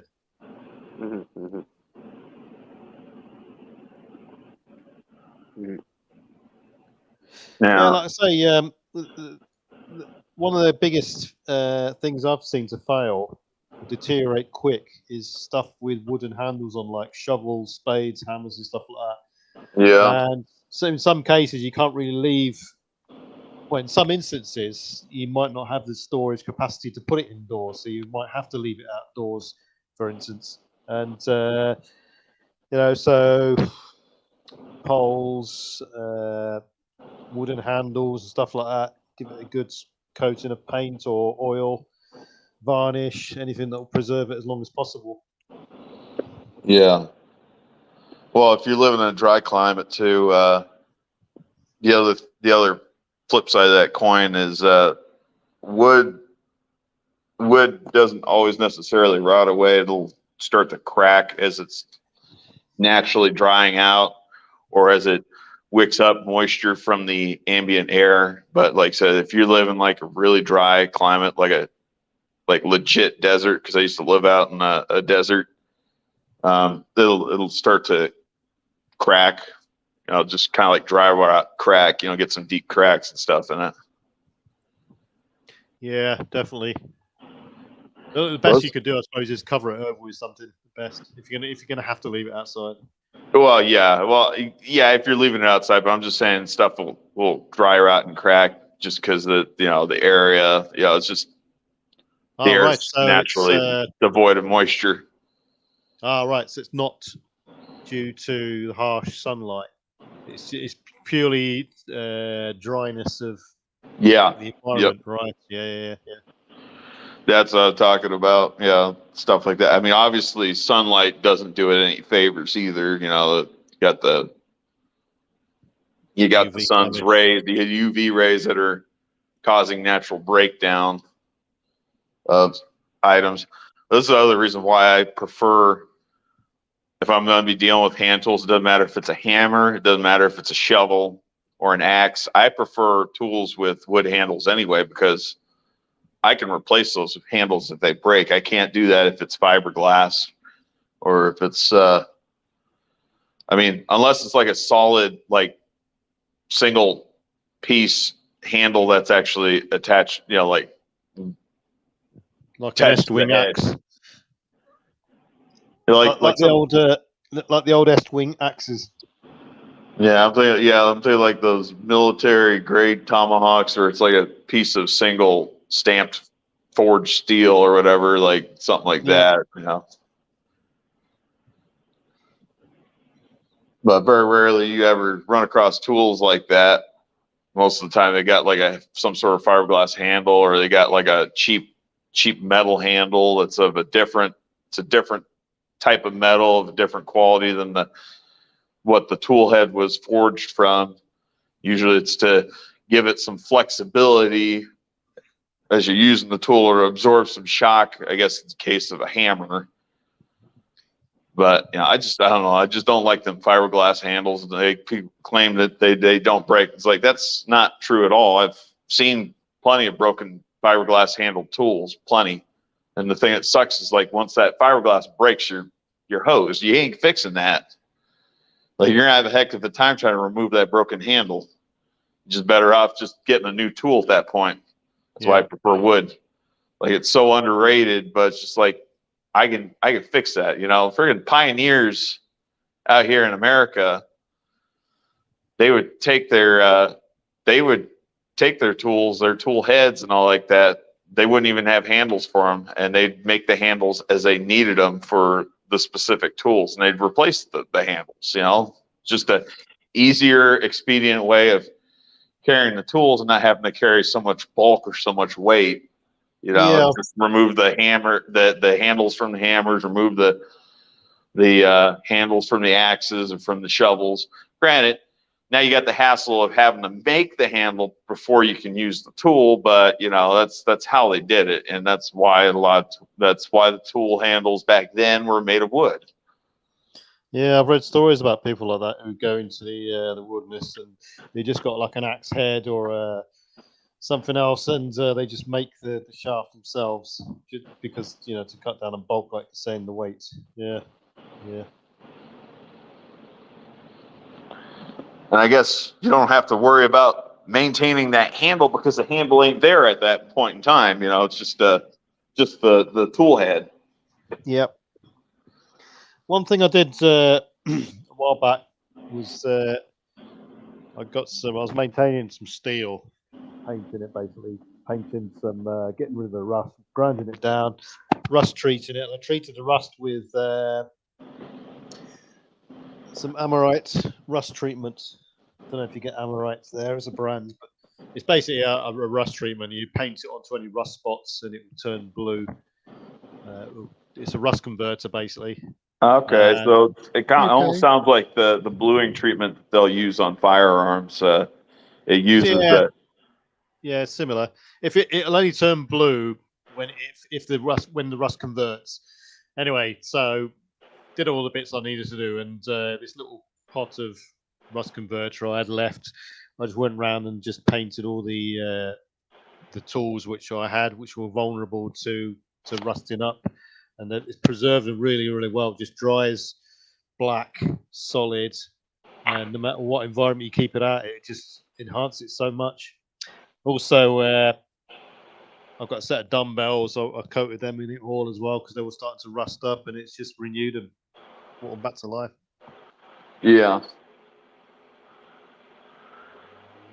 It's just simple methods like that extend the life of things, really, isn't it? Yeah. As soon as it starts to go down the road of pitting and rusting, and you're on a one-way track, then it's downhill really slide from there. Yeah. Well, there's actually treatments that they use on. This is mostly for like heavy stuff, like you said, bridge girders, bridge pilings, vertical columns. Actually, even in the utility. Ow! Sorry, my cat. He's being a little playful. He's a kitten. He's biting my hand. They'll use like a rust treatment, where the surface of the metal is designed to get like an iron oxide coating, and that iron oxide coating, just a little bit of minor rust. The whole idea is because it's already oxided right there. It will not continue to rust. So as long as that coating doesn't get damaged in any way, shape, or form, it doesn't flake off or get scratched off. It'll, it's already rusted. That's kind of like I think that's how the Golden Gate Bridge is preserved. It's like they got like, why it's orange. It's a iron oxide coating on the outside. It rings a bell. That does. There was a guy I knew who he bought a boat from you. It was steel, and it wasn't painted. It arrives in its raw form, and everyone was saying to him, you want to get a coat of paint on that straight away to preserve it before it starts going rusty. And he was told by this other boat specialist, this boat painter, just to leave it to slightly rust. Yeah. So that what they'll do is they'll rub it down slightly after that, but the actual where it started to form that initial bit of rust, it will make the paint adhere to it more. Yeah. And blend in well. Yeah. Well, I was gonna say, and actually, because you brought up marine stuff, you ever notice for heavy ships, like container ships, you ever notice like right there at the water line, it's like they painted it kind of like a reddish orange. It's actually copper oxide they're painting the hulls with to protect the hull against the seawater and protect it against marine life. Because there's marine life out there that'll actually pit and eat up steel. Oh yeah. I've got. But that actually kind of harkens back to the 18th, 19th century sailing ships, like British, Royal Navy ships. Yeah, they screw on panels of copper on the hull of the ship right there at the water line. It's to protect the wood from being eaten up by marine life worms that are like marine parasite worms that are in the water, and they take to a liking of eating wood, even wood that has been creosote treated. That's why, like I said, the British Navy was the one that actually did that. They started that. They would screw on the copper sheets on the hulls to protect the wood planking. Yeah, that's right. Yeah, we've got. I've got a steel boat, and what they do, the common practice now is, in fact, it was only last month I took mine out of the water, paint the hull, is paint it with this special paint that you just keep. It's a bituminous paint, bitumen based paint, and you just get all the loose stuff off it, whack 3 or 4 coats on, and away you go. The main point of corrosion is, like you say, where the waterline hits, or at the waterline, where you get the most the bubbles, basically, and the wash. Well, I was going to say it's similar to utility poles. So, like utility poles, the power lines, the wood poles, and all that, where the most amount of rot that's actually going to occur on that pole. It's not the section that's buried the deepest or the section that's, above the soil line. It's right there at the frost line, like right there where the top edge of the soil meets the edge of that pole to about 1 foot to about 1.5 feet down. That's where the most amount of rot's going to take place, because that's where the most amount of temperature changes actually takes place, because now you got that moisture, it's freezing and thawing, and like I said, it wicks up a lot of the moisture right there at that point. It doesn't maintain steadily, just like I said, that's the hot spot for poles to rot out. True fact, that I throw that in there. Yeah, you see that with farmers fencing and posts. Yeah, as fence well. posts. Yep, no different. Yeah. Oh, and I was going to say, in the utility side, the utility industry, this is from the transmission side, when some of those newer transmission towers that they're made of, either, like I said, they're made of steel tubing. Some cases they're galvanized, but in some cases they'll actually use the rust treatment that I was talking about, where the pole's designed to purposely oxidize on the outside, just light oxidization to keep it from further rusting.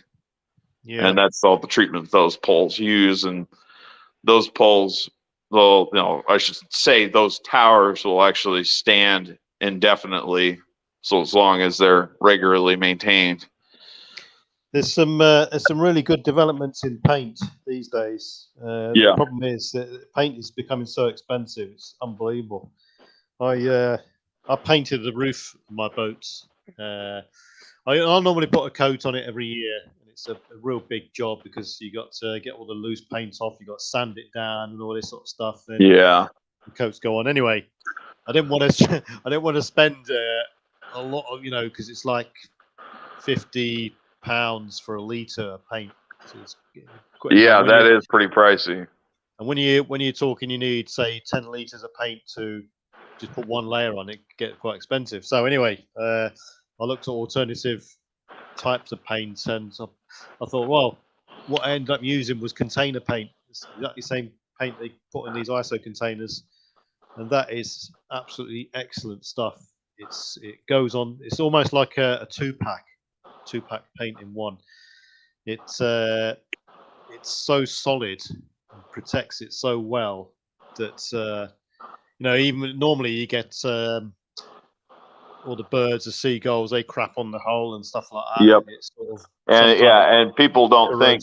I was supposed to say, people don't think. Yeah, bird do, especially pigeon poop. That's very corrosive against pigeons, steels. Yeah. So this container paint is much cheaper. It's about a third cheaper. It's more hardier.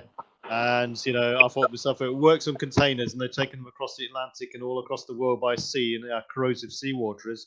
It must be good for standard sort of steel. So I'll put that on, and it's really good stuff. So if anyone wants to explore any alternative steel paint that's hardy, go for container paint. It's a lot cheaper. I'd have to see who would sell that or distribute that, because it's not like I'm going to be able to walk down to my nearest Sherwin-Williams or my nearest home improvement store and ask for a 5-gallon bucket of that. It's an online thing. You definitely got to buy it online. But it sounds pretty specialized. Yeah, it's definitely worth it. Yeah. And I should say, kind of going back to the tool maintenance, you know, they're specialized tools that are difficult to get even when times are good. That's the other reason why you want to maintain your stuff. For instance, I've got a set of pole climbing tools that I bought for back when I was in line school. Tools that are specific for climbing wooden poles and everything like that. My entire tool kit, my tool bag, if I had to go replace those tools, because they're hard to get, you know, like they're not impossible to get. They're just hard to get because you can't just walk to any old hardware store and expect them to have these tools. No, they're specific to the line trade industry. With this tool bag, it's about $5,000 worth of tools, 5,000 US dollars. So it's, I don't know what, that's about 3,500 quid. Yeah. And I suppose the more specialist an item is, it's going to be more expensive as well. Yeah.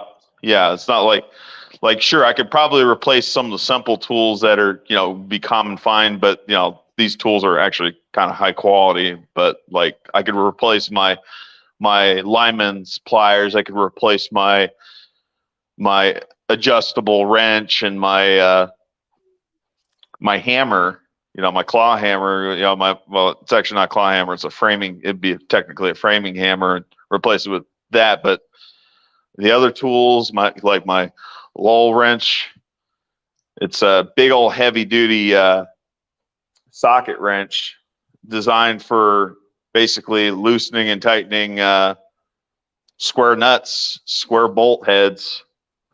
You know, that 1 inch, 1.5 bolt heads and nuts for attaching hardware on utility poles. Like I said, I have a heck of a time trying to get those replaced, trying to replace those gaffs, the stirrups, the gaff, you know, the actual like little points on the gaffs and all that. Yeah. And the knee pads, those right there, those are about almost $1,000 to try to replace like a full set of that, you know, the whole thing. And then I got the belt, you know, the harness that actually goes around me, and then like I said, the belt, and then the actual climbing belt that I use to climb, you know, goes around the pole. I use that to hold me up on the air while I'm leaning back. Shoot, that's probably about almost $2,000 right there. But like some of these tools, they're made by Klein, you know, Klein tools. I don't know if they sell Klein tools out there. I've heard of them.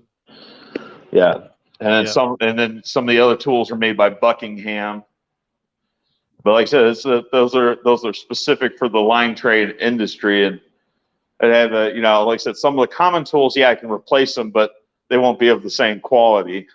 Like there's a noticeable difference in quality compared to Klein and Buckingham versus whatever you buy off the store shelf at your local hardware store or home improvement store. Yeah, the quality of things nowadays, it's just designed for temporary single, you know, use as a DIYer at home, and that's it. You go back 20, 30 years plus, and things were made to last forever back then. Yeah. The steel quality is much better. The way it's been put together, the welds, everything. These days, it's a throwaway manufacturing society, basically. And it's not you know, all this recycling crap and we're polluting the planet and all this sort of thing. It's not down to the individual really, because it's the way things are made. We didn't ask for things to be, you know, put into plastic packaging like chickens and stuff like that. It just gives a chicken, frozen chicken and stuff.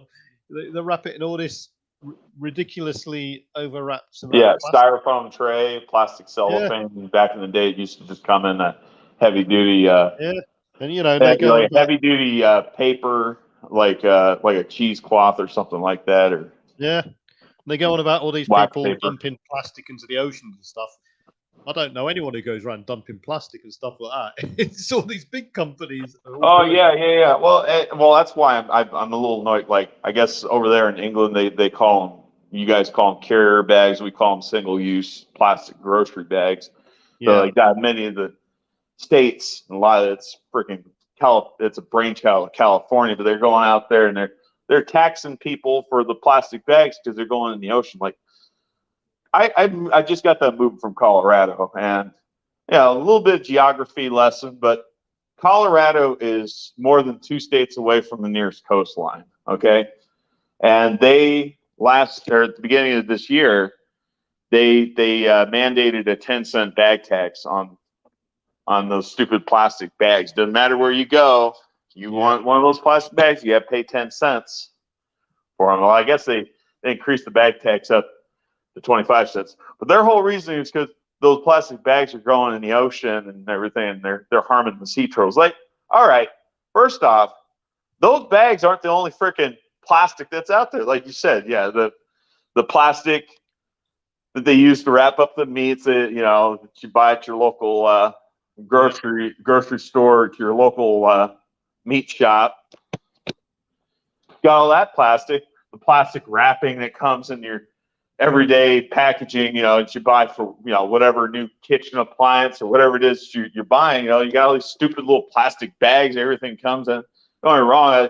I like the fact that the stuff's being protected, but I don't know how they do the packaging out there. I know like many of the countries over there in Europe, they try to take a conservative approach and not use so much excess packaging. Where here in America, you buy one tiny little thing and you got like this plastic clam shell that goes over the top of whatever it is, a big ass piece of cardboard on the back. It's like, really, you needed all that for whatever it is you're selling, when you could just wrap it with a little bit of cellophane and put like a sticker on there or something like that. But you got to have all this. Yeah, same. We pay for the single-use plastic bags, and they try to con you into getting this bag for life, as if you're going to actually keep it all your life and that sort of thing. And everything, like you say, everything's over packaged. We get ordered something the other day from Amazon, and it was only a little thing. It came in this 1 foot square box, rummaging through all this packaging. It wasn't a delicate item. Yeah. And you're left with all this pile of crap to get rid of. Yep. Yeah, and like you said, it's not from the standpoint of, I'm concerned about the environment. I mean, am I concerned to an extent? Yeah, I am, but I'm not concerned enough to where I'm going to alter my standard of living, to a point where now I feel like I'm living in the third world. That's not happening. I'm sorry. I live in America. I live in a developed nation. I should feel as though I live in a developed nation and not be punished for it. So we buy these goods and we don't get the option of any packaging choice. Well, I don't know how they comes from China. Package batteries. Like, how do they package batteries over there? Because here you get a stupid plastic clamshell and you get these stupid pieces of cardboard, and it's just two AAAs or two AAs, and you got this massive amount of freaking packaging. I know in places like Germany, those same 2 batteries, they literally just wrap them up in cellophane and maybe have a sticker on, and that's it. You'll know what batteries you're buying because it'll already have the brand printed on the side of the battery.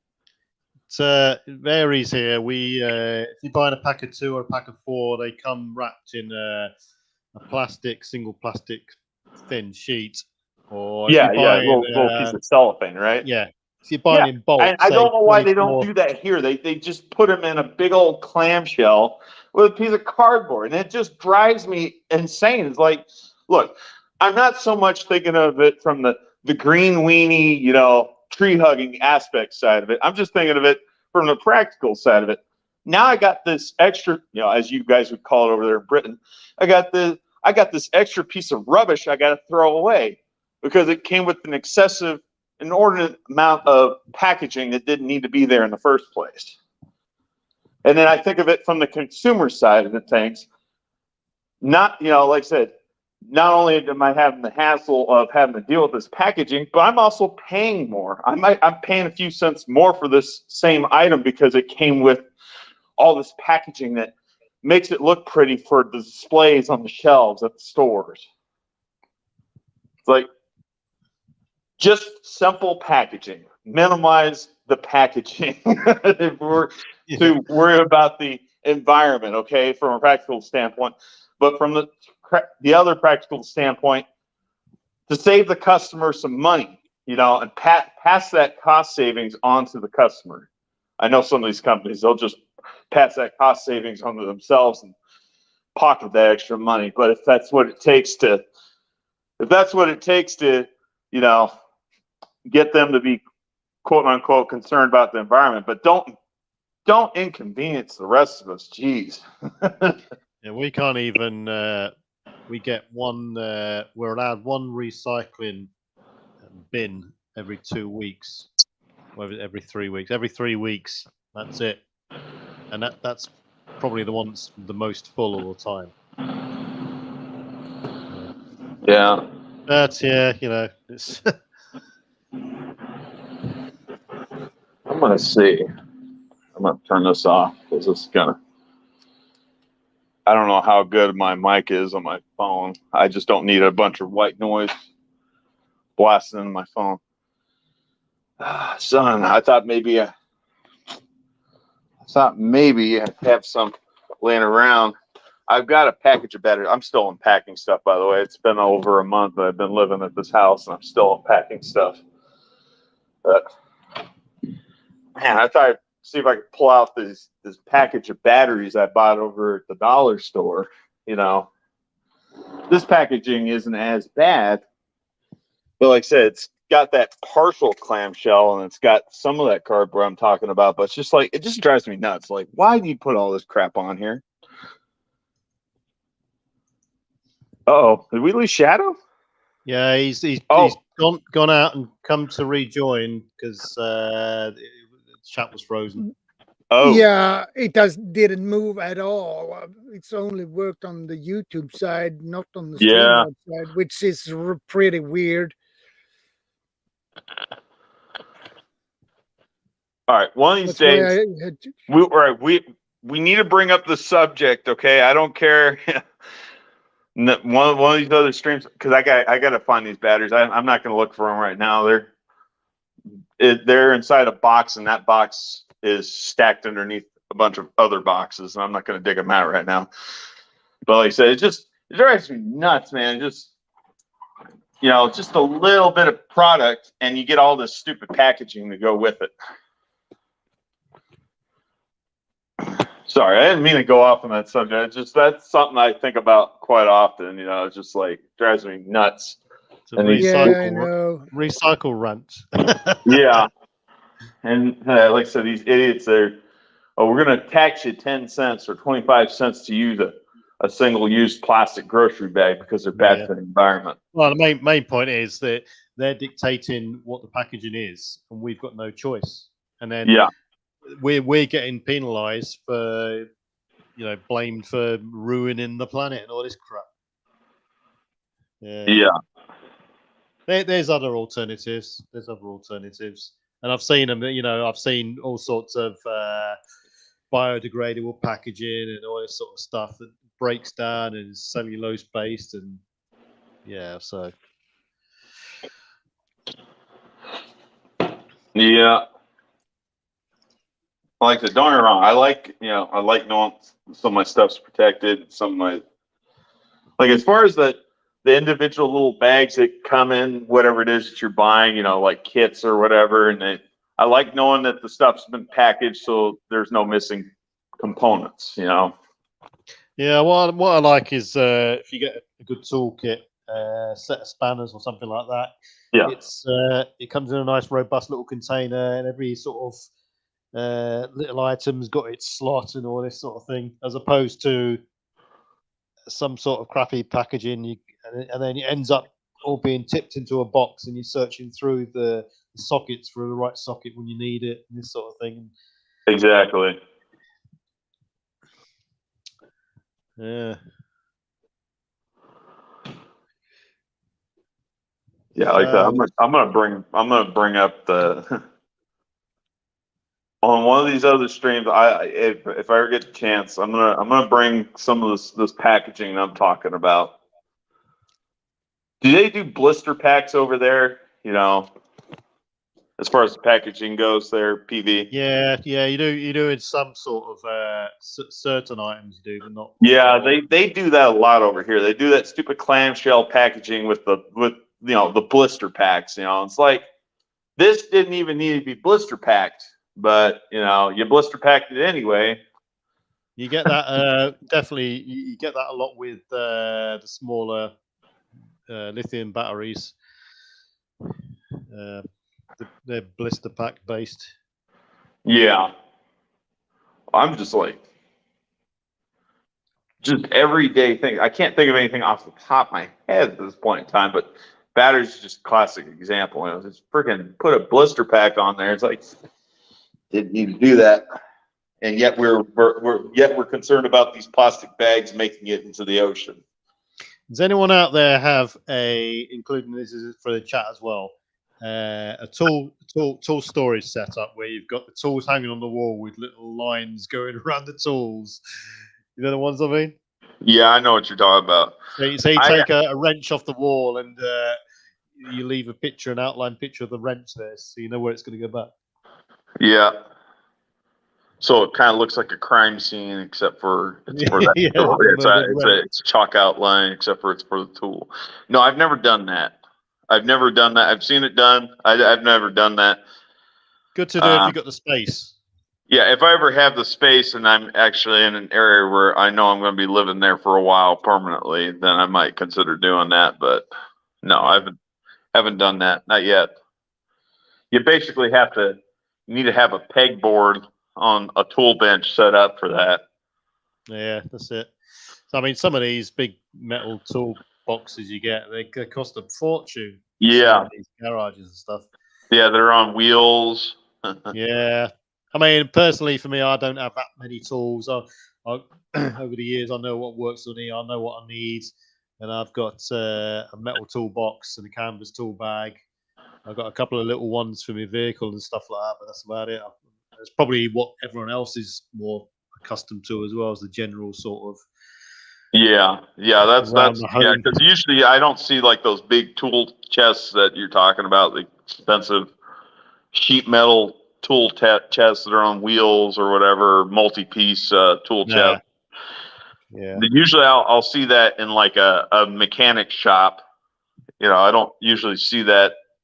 Your average homeowner doesn't even have that.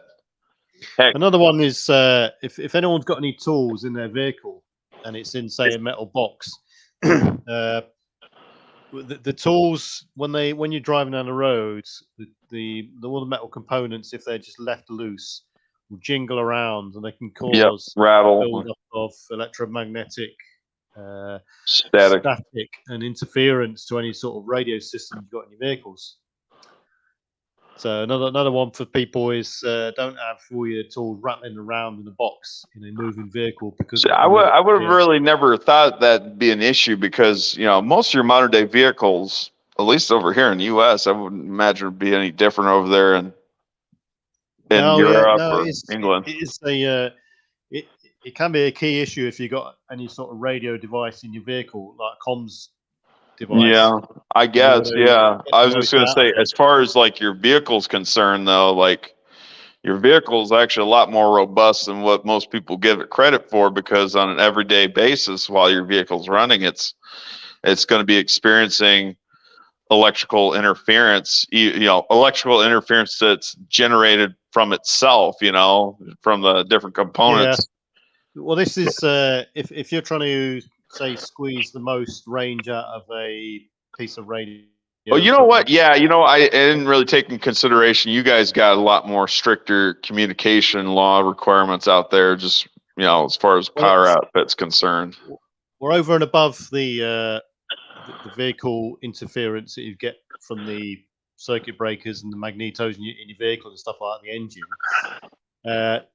What adds to that is any sort of loose metal items clanging together with each other, and it's quite a build-up you can get, and it's called MEMIC. It's called mobile electromagnetic incompatibility, and it has a big serious effects on any sort of radio systems you can have. So if anyone's got any, and this really stems from mainly toolkits that you just throw into a metal toolbox, and that just the vibrations going down the road will have a huge effect. So if anyone's got any radio systems, CB or whatever in their vehicle, then just sort of take that into account as well. Keep them. Okay, yeah, food for thought. I didn't really think of something like that. Keep them like the best thing for a vehicle to minimize that sort of thing is a tool roll, basically. Yeah. Stop things clanging together and stuff. I haven't seen a tool roll since I was in the Navy. We actually had the emergency. We actually had these emergency toolkits. They're specific for casualty drills, but they had all sorts of different basic hand tools. Sorry, I don't mean to go off on a tangent here, but these tools were used specifically for fighting flooding, and it would have all kinds of tools: hammers, wrenches, Right. Yeah.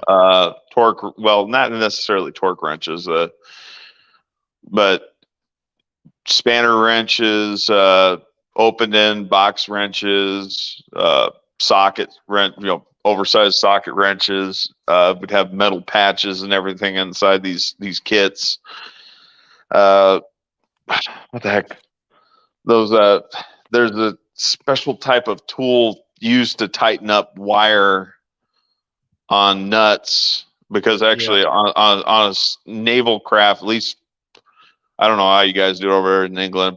Bet it's probably the same, but like each piece of hardware will actually have a hole that's drilled all the way through, especially for fittings and stuff like that, and you'd run a piece of wire through it, and run a piece of wire through its neighboring tool, like especially like flanges on pipe fittings and stuff like that. And the whole idea is that these you wrap that wire in, they call it lock wire, but you wrap it in a certain way, and the whole design principle is like if one piece of hardware tries to loosen on itself, it'll try to tighten its neighboring piece of hardware from on the other side. So the whole idea is that sort of nuts don't tighten. They can't loosen themselves and they can't tighten themselves. They stay where they are. So vibrations doesn't cause failure down the road. But like I said, these tool rolls, like I said, are designed for fighting casualties such as flooding. You break a main seawater pipe or something like that. From a collision. Yeah, we'd have those tools. Break out the triangular wedges. Yeah. I think there were some wedges that came in. Yeah, it's been a while. It's been a number of years, but I'm just glad you brought up tool roll, because it's like that's the last time I remember seeing a tool roll. I've Shadow, I've got to go. My time is up. I've got to do some key things. So Okay. I'm gonna No sign problem. off. Dios, good chatting. I'll have to catch you later. I always look forward to chat with you. Yeah, Same. no worries. It's always good to band things around and get the questions in there and stuff. All right. So, catch you later, folks. Catch you later. Take it easy, PV. Take No care. worries. See you later. See Be safe. all those in the chat that's contributed. Good luck. Yeah. See you later. Thanks for stopping by. No worries. All right. Yeah, you've been quiet this entire time. Yeah, you and Peavy talked, so I don't interrupt. I wish you would pipe up, man. I like to hear your point of view, on some of the stuff. Even if you might not have as vast knowledge on certain subjects as some of your guests might have, I still like to hear your perspective on things.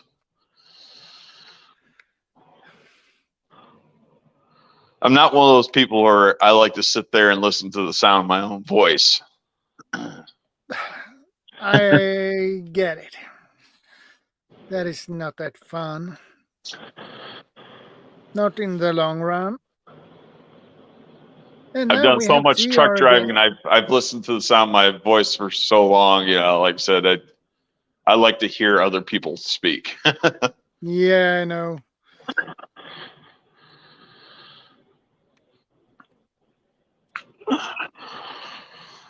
Welcome back, CR. All right. Yeah, you I just don't kind of know like what happened. disappeared on us.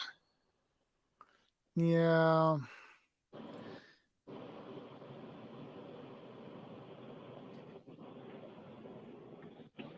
Thanks, Huga. Huga says I have some good things to share, so she's happy with that.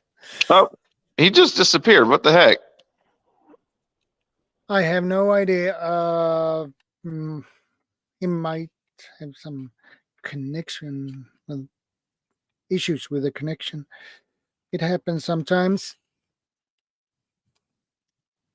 And CR is back. Hey, CR, welcome back.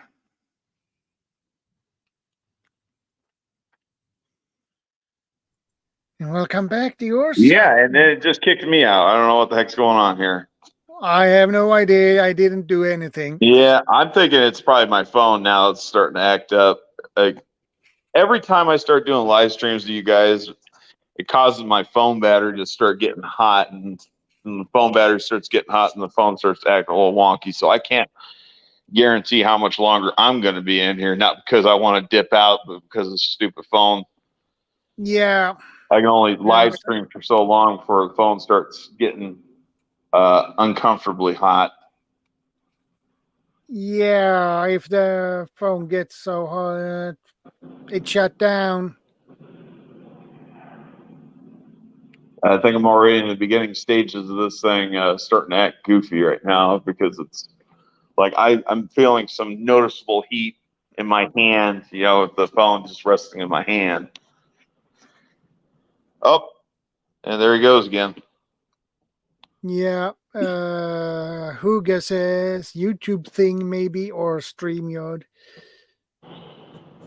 No, CR, we didn't hear you.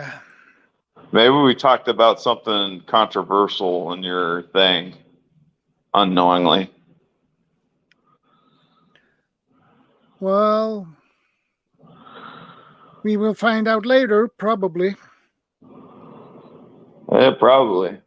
I usually try to do a replay of your live stream because usually I'm coming in about an hour and a half to 2 hours after they had started up just because I'm usually asleep when you start your stream up. And I join first thing as soon as I wake up. I friggin' hate working nights. I mean, like, I don't mind it, but at the same time, I kind of hate it because it's like. Hey, CR, welcome back. I hope everything works. He's muted right now. Yeah.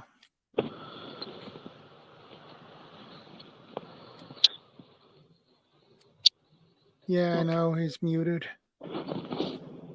Nope. Nope. He have some hiccups on his. Yeah, he's probably doing this from his phone. He might be having some issues with his phone right now. Hugo says, CR, come back, reeling him in. He's teasing you right now. He's teasing us. Yeah, and CR says, I'll be right back.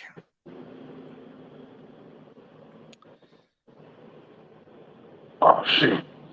That's what I forgot to buy. I forgot to buy a new furnace filter. Oh, well. Well, that is a good idea to get a new one. Yeah. I'm going to buy a box of them so that way I don't forget to put a new one in. I keep forgetting to put a new one in because I forgot that I don't have a spare one right now. I got to go get another one. Yeah. So many things to do in so little time.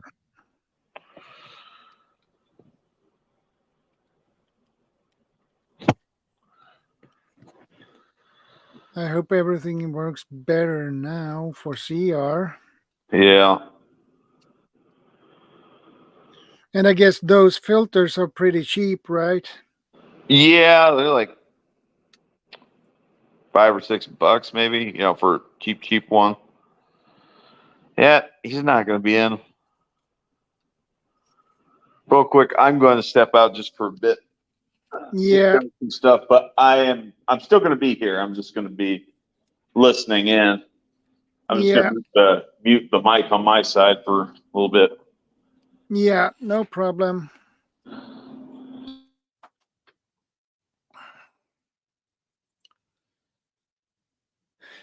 I know you still keep trying, CR. I know you do. I know you do.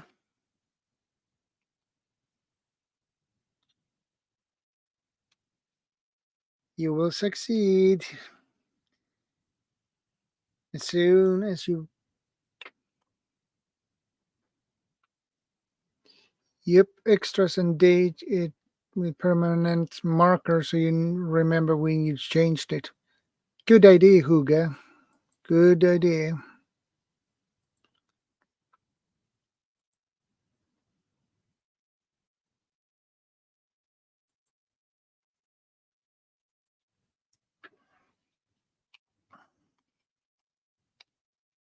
That is a good idea.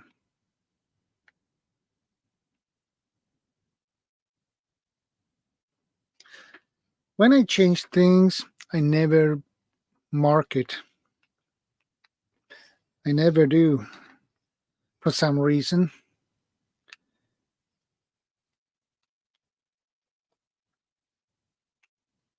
But that is a good idea, Huga. Really good. I will try to remember that.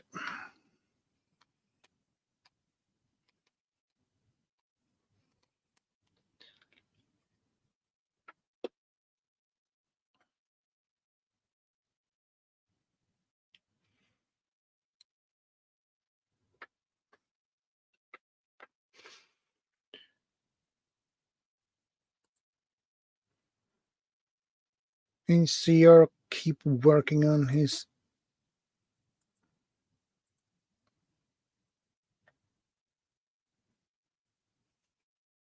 connection and audio. I have those every once in a while. Don't tell anyone so they don't expect it. Lol. That stays with me. No problem, Huga. And we have CR again. Does it work properly for you now, CR?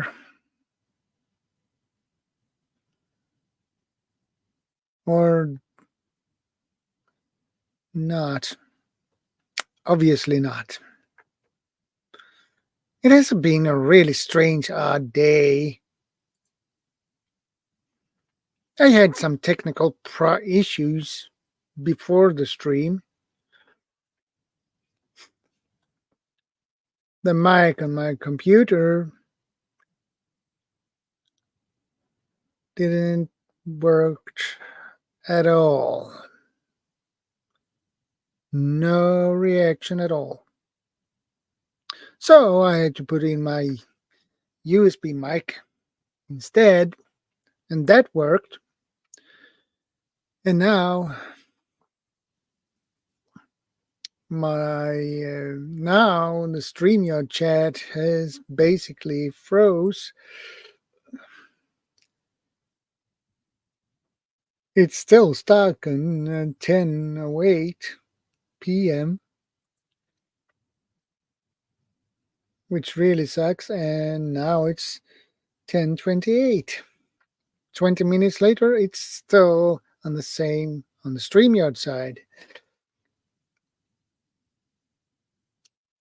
Yeah, Huga. I consider a computer as a tool. Very useful tool. You can do a lot of things with it.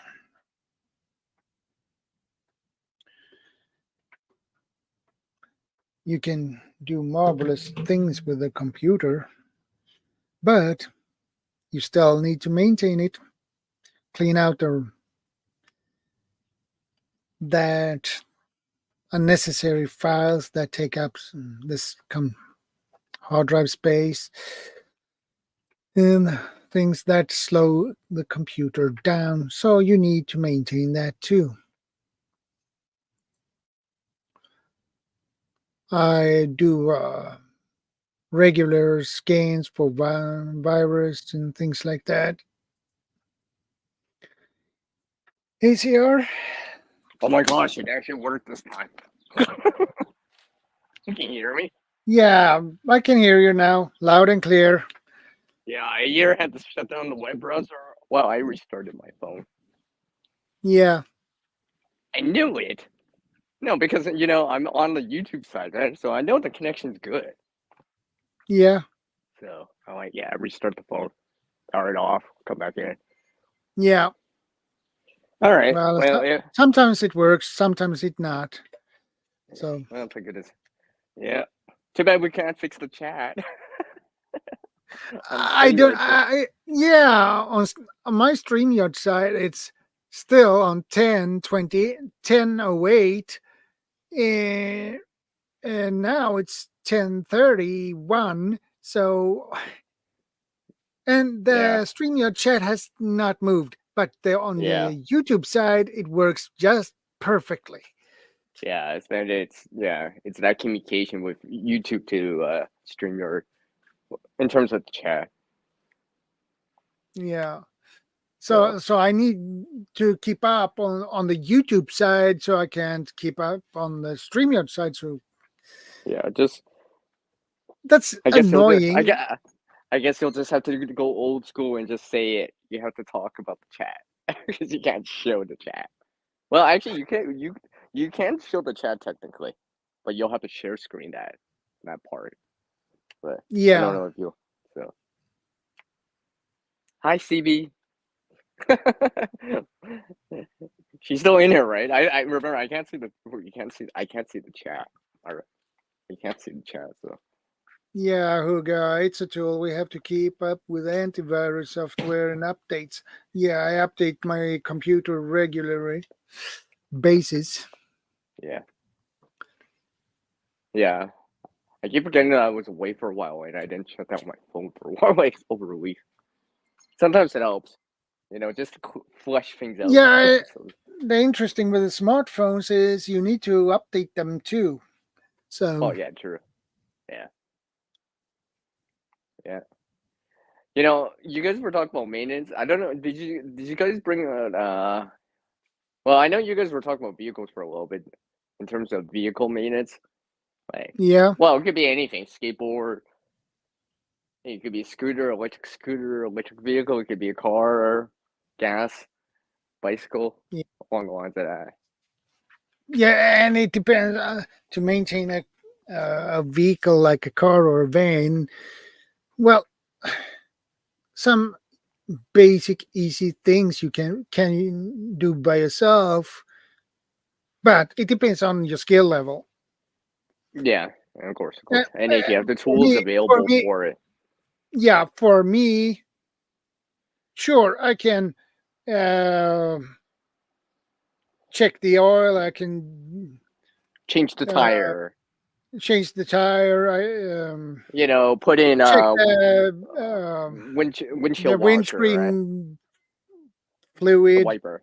Yeah, the the wiper. wiper Forgot. fluid. Yeah, I can refill that. But when it comes to more Like the complicated engine, things, like the like engine, to the engine. change the brakes or change the oil pump or water pump or whatever, Mhm. I don't have that skill set. I don't have that, so I don't do it. Even if I could do it myself, I would do it, but Mm. I don't have the skill set to do it. So I turn the car into the workshop, so they have to do it, Mhm. or And or of course even they have. change the oil. I mean, of course they have the specialized tools, specifically for the task. Yeah, and I don't have that kind of tool set either. I checked what tools you need for that different kind of work. It's not expensive. It's not cheap. It's really expensive tools. So, So generally, no, these are like heavy duty or specialized tools. So the yeah, niche is smaller, so they got to make a profit. We all know that. yeah, No, I was just thinking of like well, because in actuality, you know how I always like to bring real world examples and real world stories in because it really does happen, right? But I mean, like if you're evacuating out or whatever, that maintenance on the vehicle, right? Like I know, yeah, quote unquote, it's not a tool, but tools are generally used to help us do stuff, right? Well, a vehicle or a bicycle or whatever is helping you move, locomotion, transportation, convenience, right? So it yeah, would be nice to know that it's actually working, because I mean, it kind of like okay, a flat tire, okay, that's one thing, but I mean something that you can actually fix or could fix, or at least yeah, check up on beforehand, right? Because like if you're on vacation, if something's wrong, that's gonna be an issue. You know, if you're bugging out or evacuating out, vehicle breaks down, it's gonna be an issue. Like even if you go normally, just let's say you went biking for like 20 miles, 20 kilometers, or whatever. It's like, yeah, I'll be back in like 2 to 3 hours, but you're like on the opposite side of town with a bicycle that, for some reason, I don't know, whatever, the gear's broken or whatever. It's yeah. just, or stuff like that. It's annoying. Let's say what I have learned when I was a teenager, when I was in high school. I always mix these different names on schools on English. I always mix them up. But what I learned was to fix boat engines. Mm. That is what I know. A car engine and fix things on that. No, a boat engine much easier. I have the we learned on those big engines that are, well, I don't find the word. Where I have those engines you have on the outside of the boat and those Oh yeah, you talk inside the about an boat. outboard motor versus an inboard motor. Yeah, Yeah. exactly. Yeah, those I can know how to do something Well, at least to you know how to fix, do something. but a car I'm totally off. Totally. You're like Yeah. a fish out of the water.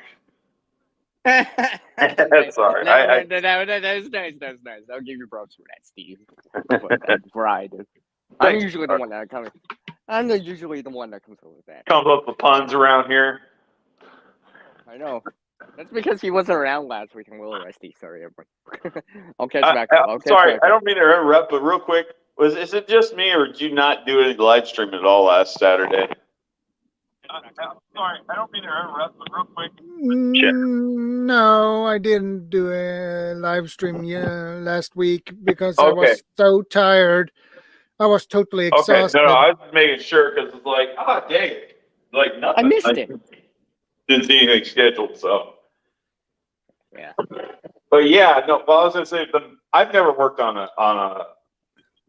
any boat engines at all. But those smaller outboard motors are pretty simple anyway. They're Yeah, they're those purely smaller mechanical. They're purely mechanical. They've got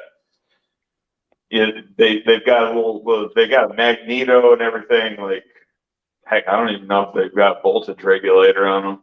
And they're pull start. Like I said, I'm sure I'd probably be able to figure one out. Like I said, I've never had to work on one. Like I said, I've done, a lot of my stuff's been on automobiles, but there's a lot of stuff I can't do on automobiles. But I've done, like I said, give me the training, give me the tools, and give me somebody to kind of stand by and somebody I can lean on as far as, okay, what do I do next? It's a little bit more specialized. I might be able to figure it out. But I've done quite a bit as far as cars go. I've done my own brakes. I've done my own oil changes. Like I said, I've replaced thermostats twice. I've replaced radiators. I've replaced alternators, serpentine belts, water pumps. Like I said, I'm not the. That's very good, Steve. Yeah, I'm not the guy to go to. I'm kind of like the jack of all trades but master of none kind of guy. Like I've got my feet wet on quite a few different things, but like I said, I'm not really specialized in any one particular area. Yeah, you just haven't gotten your feet wet with boats. Yeah.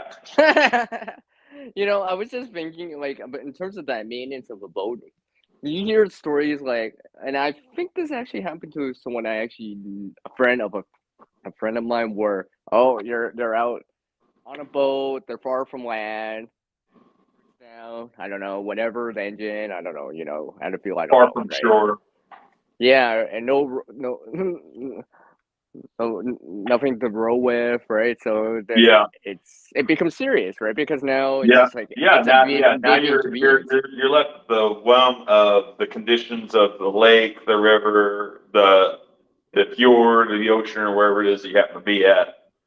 Yeah, I mean that's just poor planning. That's just being dumb and careless. But unfortunately, it's the way a lot of people are these days. I mean, used to things happen or whatever. I get that, but it's just like you hear that a lot, right? It's just like, oh, they ran out of fuel, or the motor broke down, or they're sinking because there's a hole in the boat, or something. Let's just say for something or my favorite, the boat sinking because they forgot to put the drain plug back in before they took the boat out. But it in the real world, this happens more often than you think. I know a friend of mine that happened personally to them, right? Right? And it's a big inconvenience because now you worry people that care about you and stuff like that. You gotta call for rescue. You gotta pay for that. Stuff like that. It just sucks. Yeah, I'm gonna mute myself real quick because I'm gonna run this vacuum, but I'm still gonna listen and chime in as needed. Okay, Shadow, you do all the talking now. Do all the talking. Yeah.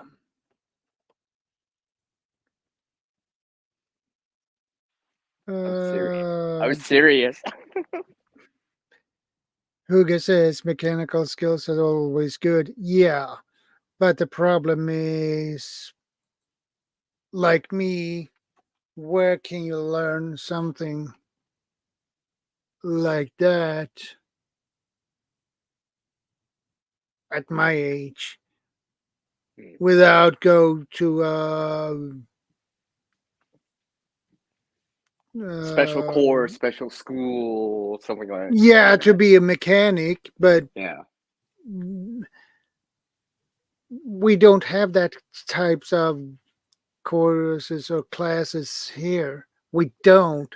Yeah, the only way to learn something about that to fix your car, that is someone go has to show you, firsthand.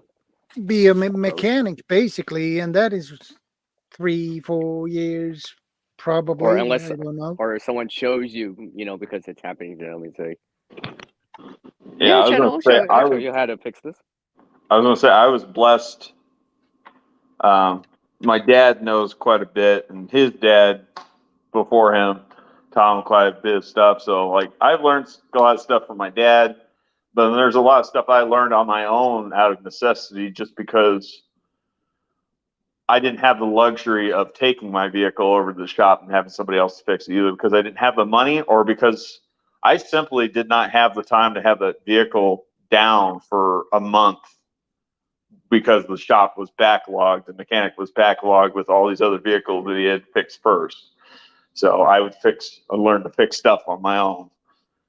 But, you know, like I said, a lot of it's just trial and error. Some of it was just, okay, look up a how to do, video or something like that. Or I'd buy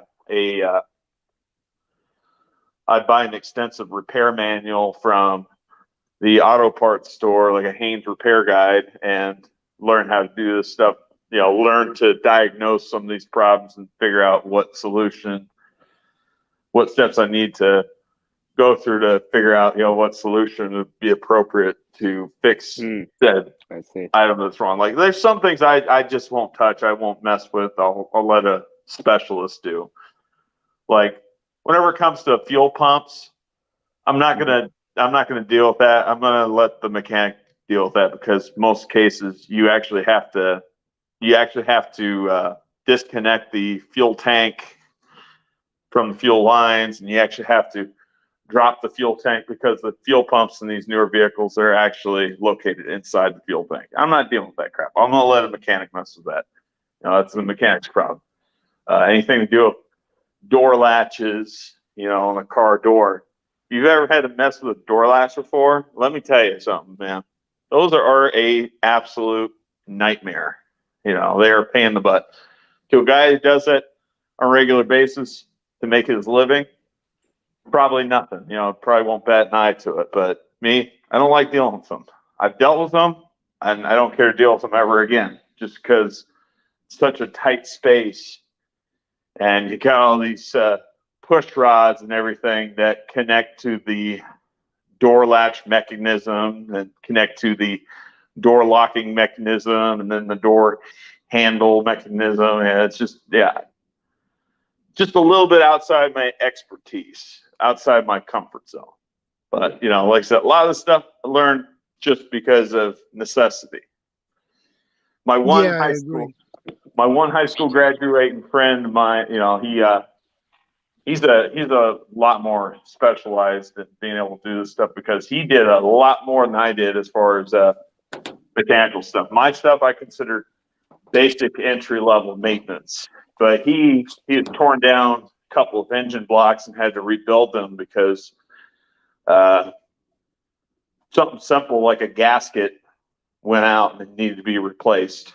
Blew a gasket on a set of engine heads, or he blew a gasket on an intake manifold and needed basically a whole top end rebuild. I can't do that. That's way too specialized. It's a little too complicated and a little uncomfortable for me. I'm not saying that I couldn't do that. It's just, I know that with engines, there's this thing called torque specifications. You gotta get everything torqued down properly, otherwise you could break a bolt and you could end up losing a head, and then a header, and your entire valve body falls off or something. Something that's a little bit on the catastrophic side, extreme catastrophic side, but or one of your gaskets that you just put down starts leaking again because you didn't torque the bolts down, and now you got to tear it all apart again and do it all over again. And in cases of stuff like this, your biggest expense isn't so much the parts as it is the labor. So, but yeah, no, I can totally understand why a lot of people they've never done this stuff before, because it's out of their comfort zone, or it's out of their level of expertise. Or it's the first time. It's the first time. First time. First vehicle. First time. I just started driving. I just turned 18, 21, whatever you want to call it. Oh, this is my first flat tire. Something like that, right? Yeah. All right. At least know a little bit about that, right? Know when you're putting in the nuts, you're gonna rotate it and balance the when you're screwing in, right? If I remember right, when you're doing that, yeah, because you work on one, then you work on the opposite side, and you work and go from there to try to Yeah. You're talking about torquing stuff. That's generally speaking, whenever you're torquing things down, you do one bolt and then you literally do the exact opposite bolt, opposite corner, opposite side. Like I said, it's no different than tightening down the lugs to a tire. You place the tire, you're tightening down the lug nuts. You do it. You always do it in a star configuration because you're trying to torque it down. You're trying to put even amount of torque and even amount of pressure on both ends of the wheel, both sides of the wheel, so it doesn't come cattywampus. Even something like that, right? You don't have to be like professional. Let's just say like racers out there, or the movies out there where you see the cars zooming by. Fast and Furious, right? Yeah. You don't have to be at that level, but at least know something like a tire is probably gonna be like your most common type of thing, right? Like having flat. I guess it's gonna be the most common likely to happen, right? Because it's on contact in the road.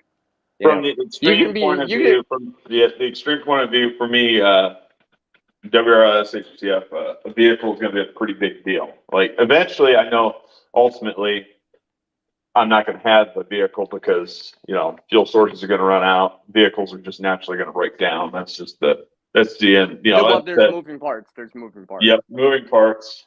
Bicycles like that. Both, there's moving both parts. in the literal and figurative sense. Yeah, there are moving parts, and boat, plane, helicopter, whatever you want, right? Oh, I would not want to have a helicopter in WRS HTF. You want to talk about needing a lot of maintenance? A helicopter needs a lot of maintenance. You can't skip out on that. Like it has to get maintained pretty much after every flight. You got to go in there and start tearing stuff apart.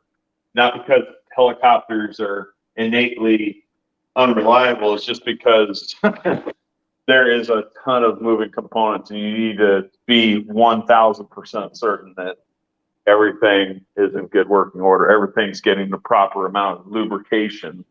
Yeah, I mean that's just like greasing your chain on a bike, right? So all right, stuff like that. I mean, a bicycle. I think most people out there have ridden a bicycle. So, has anyone actually tried to repair a bicycle? Or, I mean, outside of even a bike itself can be a bit of a maintenance nightmare too, especially if you got like a multi-speed bike. And it's got the derailleur on the front sprocket. And you got the thrower on the rear sprocket.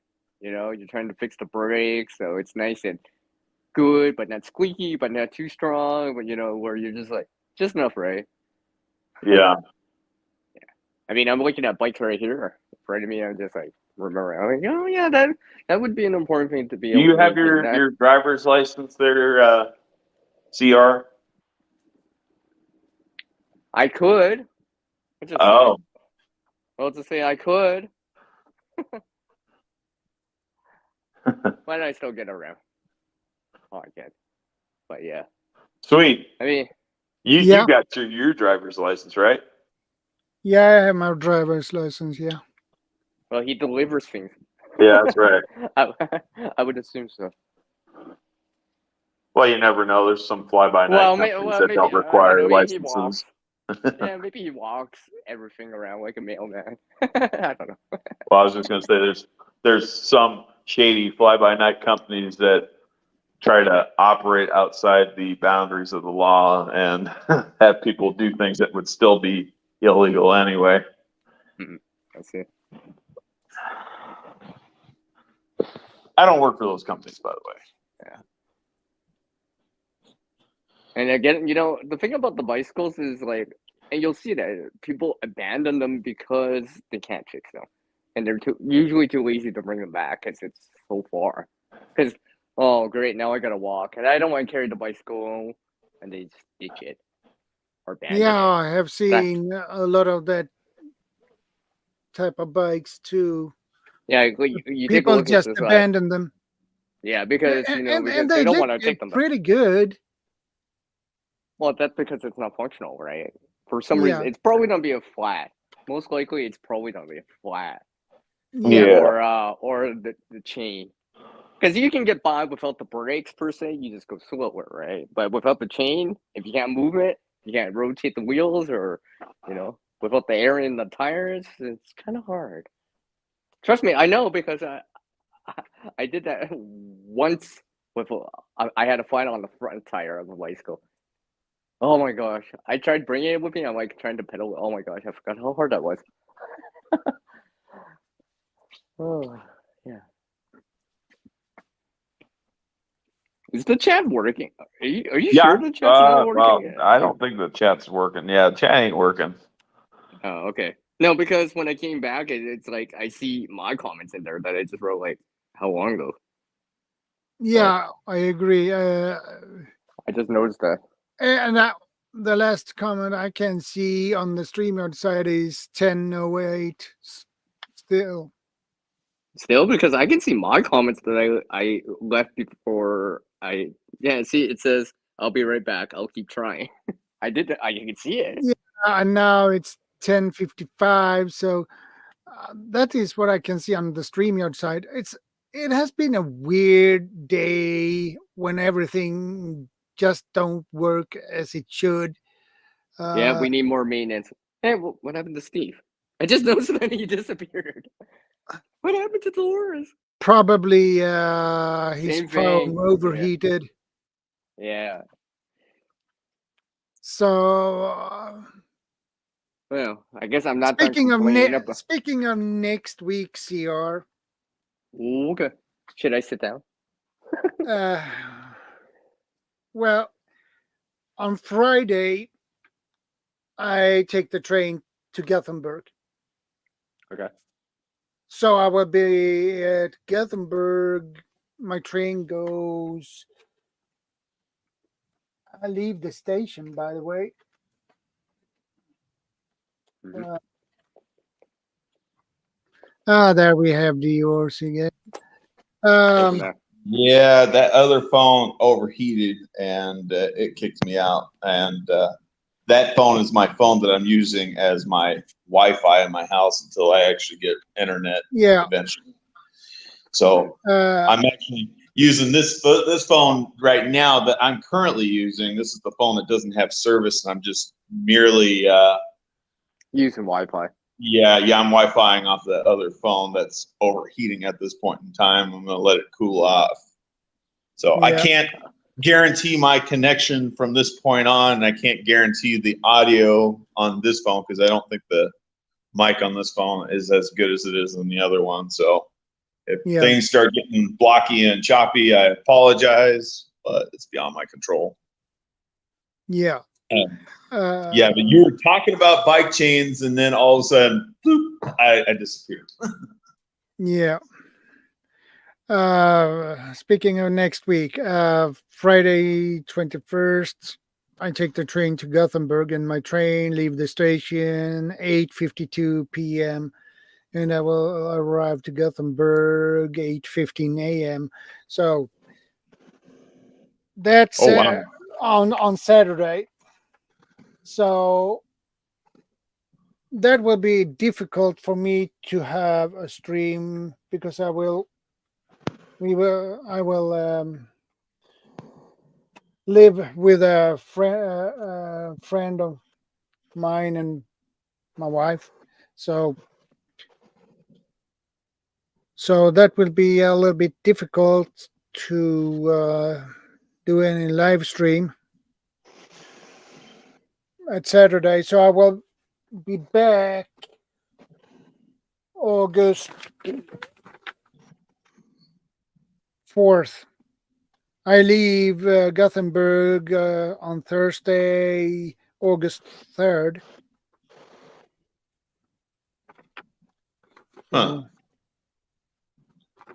So there will be no live stream next Saturday.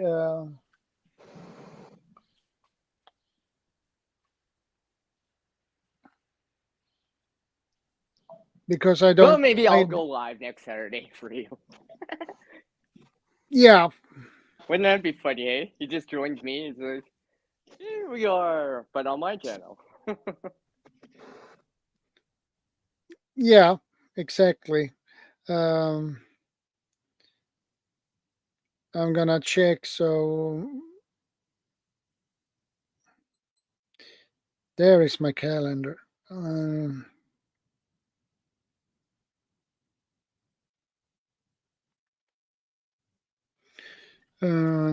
Yeah, I would offer to take up the live stream, but I can't. I like I said, my I'm using phones, and they're until I actually get a replace the computer and actually get some internet around here, that ain't happening. I'm not going to be doing any live streams of my own. I'll gladly join as a guest on a panel Yeah. when when the time arises, but until then, yeah, that's going to be completely out of my hands. But hey, if CR doesn't mind having guest panels, I'll probably join CR or something, I know. I'll be like, don't worry, Steve. I'll send you a memo. I'll be like, here's a memo. Yeah, just send me something. Yeah, I'll check to make sure the notifications turn on my phone as far as anything going on. But just send me something. Just understand if I don't join right away, it's because I'm probably still asleep because I work nights. Oh, I understand. Right? Join it if you can. Right? I always say join Yep, if you can. I'll Just join like as anyone soon as joining I us wake right up. now. Right? Join if you can. Well, that's what I did today. As soon as I woke up and as soon as Shadow was streaming, I joined in. Before I joined in, I usually try to say hello, so I'm just like not just ghosting my way in. Okay. Yeah, I'm like that too. Yes, Huga, Gothenburg is vacation, and basically I have vacation now for 4 weeks. So, the next I check here, the calendar. I will be back up August 4th. So August 5th, I will have a live stream again. Okay. So is this a vacation, or is this visiting family, or is this work related? I have my mother and father in Gothenburg. Oh, okay. It's all That's good. good visiting family. Pretty soon I'll be like, hey guys, I'm gonna be taking off, going back up to Colorado, go visit my family, go visit my parents. But that's gonna be a while. Hey Thorhaven, good to see you, brother. Hi, Thor. Thanks for stopping by. Yeah, we need Thor to join in, but he doesn't join in just because he has internet problems. Yeah, we are doing good up here. Thor. Minus the inconveniences that we seem to be having at yeah, today. Gothenburg is a beautiful city. I was born there. Oh, yeah. I was born in Amersfoort, Netherlands.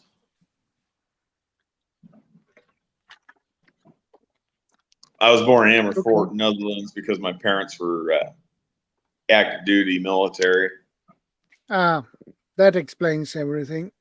Yeah, I said that's something a lot of people don't know about me. Like, I actually have had people give me a hard time. They call me a Yankee and everything like that. I can understand like the foreigners call me a Yankee, but like other people here, and it's like well, I don't really fit that classification because I spent about half my life in Colorado. I spent about half my life in the Mountain West states, so that's neither the South and neither the North. Union. So it's neither one. Like I said, it's Mountain West. Doesn't matter.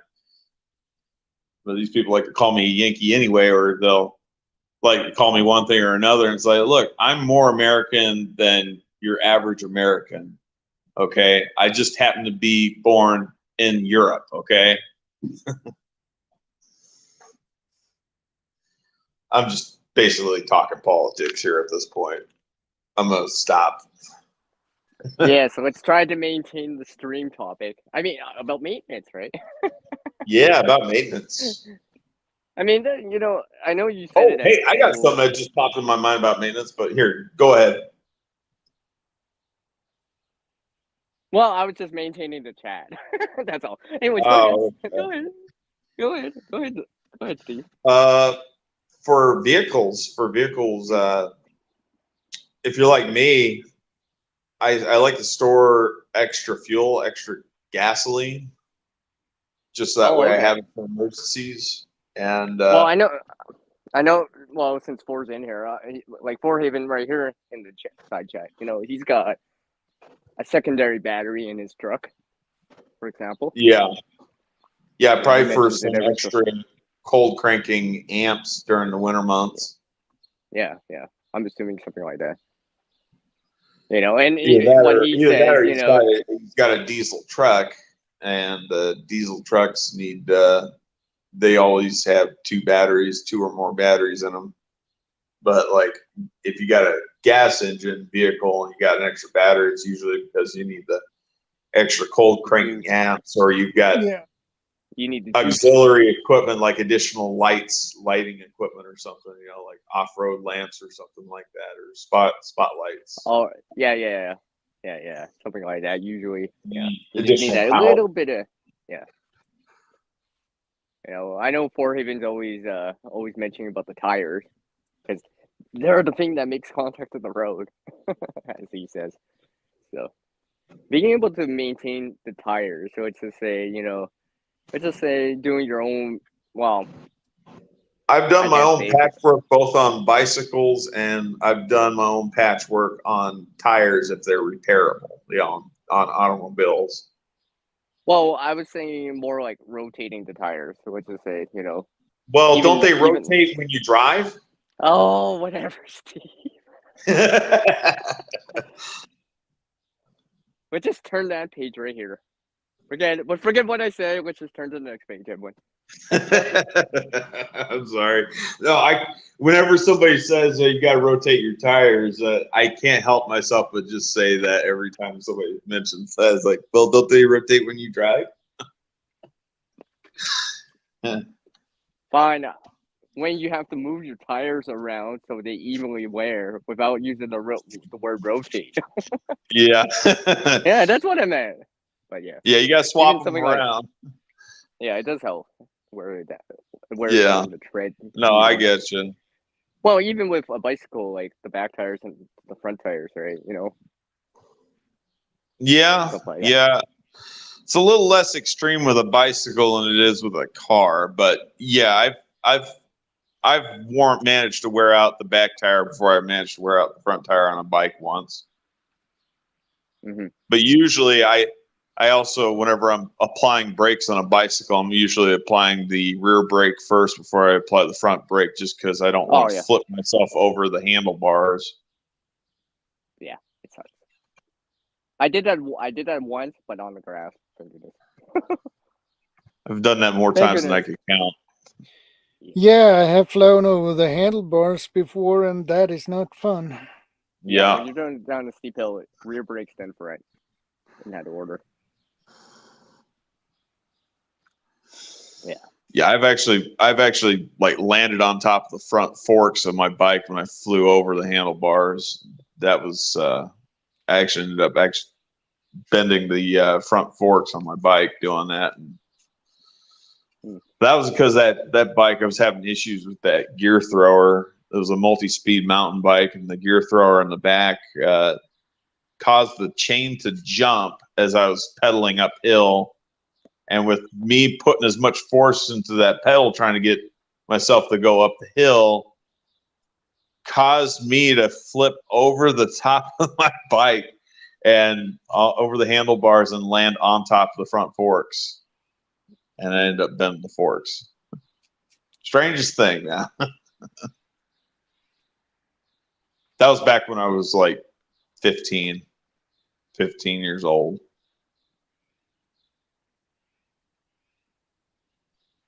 So like 5 years ago, right? Yeah, I guess you could say that 5 years ago, even though technically 5 years ago I got my CDL, driver's license, and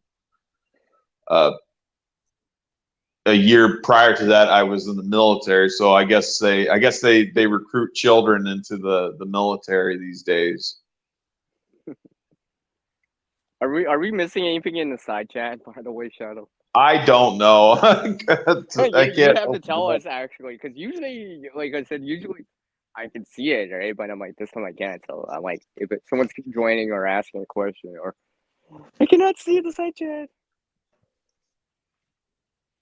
No, Yeah. you have to go to the YouTube side and see.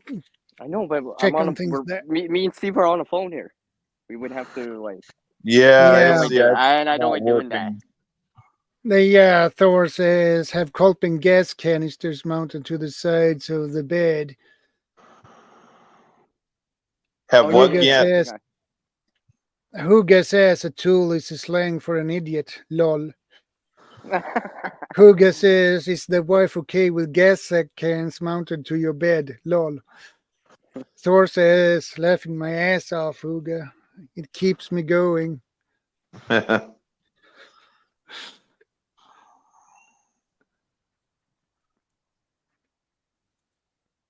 Sleeping, have gas canisters mounted beside your bed. That would feel pretty awkward.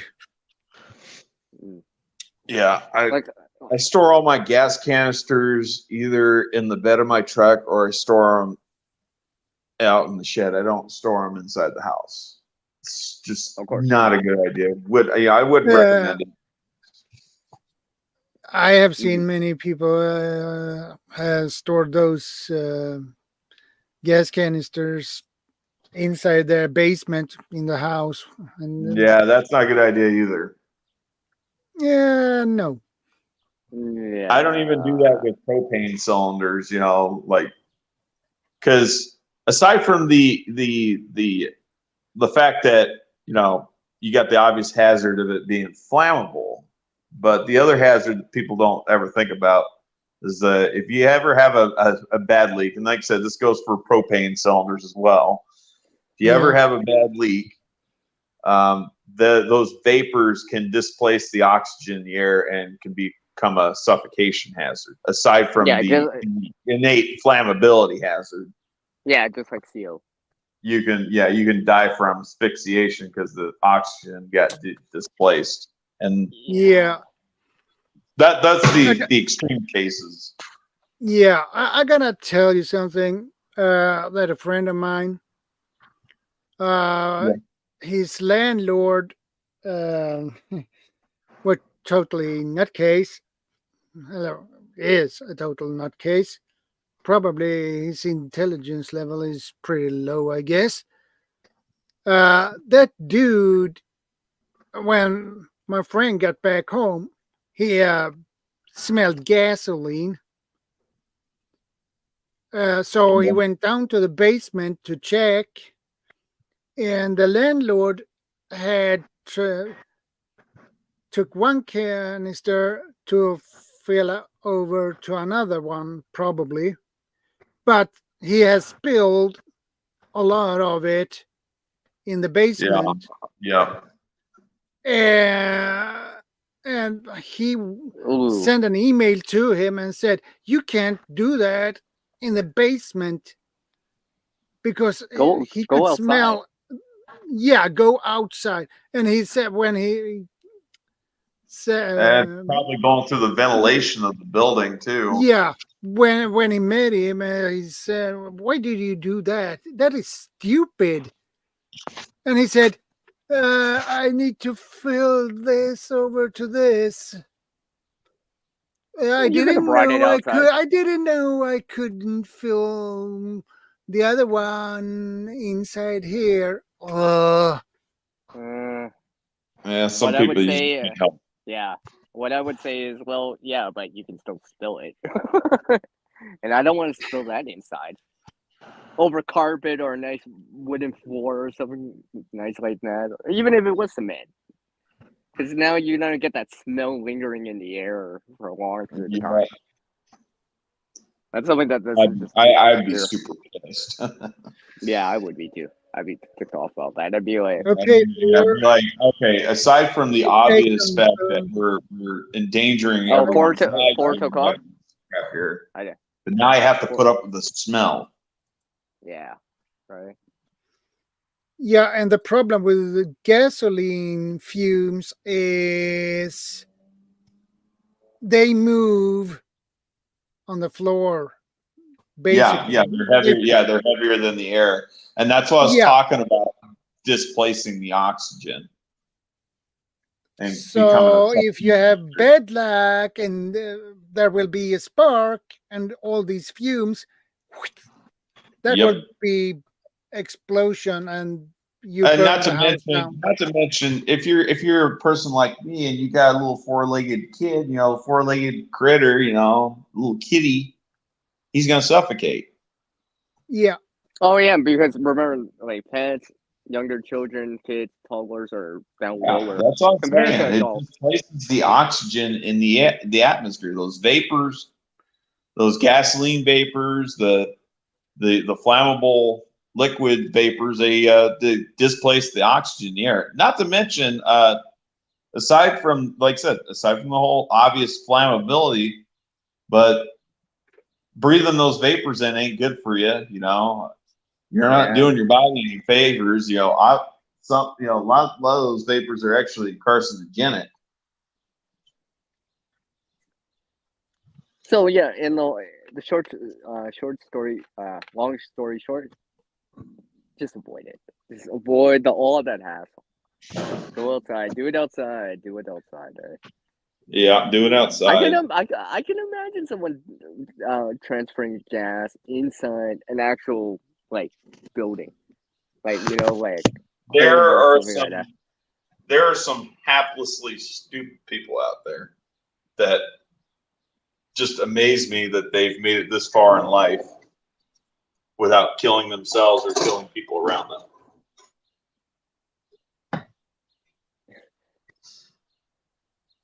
Yeah, I agree. And that guy, he had basically closed the door to the basement. Oh, extra smart. Oh yeah. The smarts are He off the didn't charts have in there. any.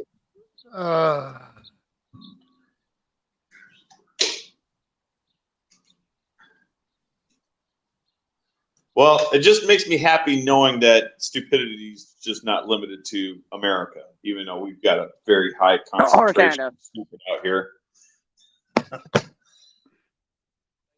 I know when there's something like a methane leak or anything like that, the first thing is you gotta get all those fumes out, air it out, and all that stuff. No one's allowed inside.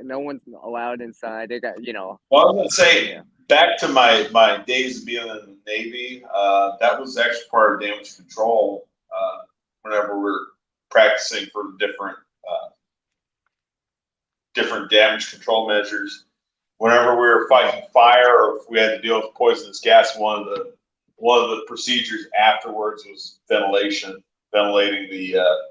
that particular space or ventilating the ship. reduce the concentration. Yeah, of the poisonous gases or of the smoke. Yeah.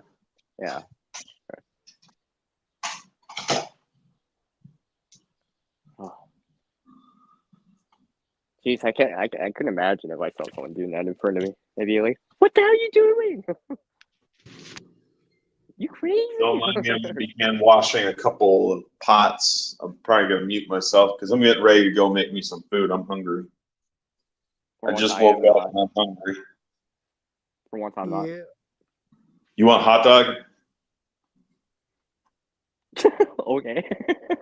Is that what you said? You want a hot dog? No, I said it's. I said for once I'm not the one hungry. Yeah. I'm not making hot dogs. I'm gonna make some macaroni. I'm gonna make some degenerates food. Ooh. Degenerate bachelor's food. Mac and cheese. But yeah, Shadow and the Auras. I was saying earlier, in terms of like I said, real world situations, right? Like you think about it, you know, regardless if it's fire, flooding, whatever, right? Maintain that vehicle the best that you can, you know, where hopefully you don't, you know, put things too far behind or like too far behind on certain, you know, maintenance things, you know, whatever it is. You know, your tires running low on the tread, maybe eventually, you know, update it. Stuff like that.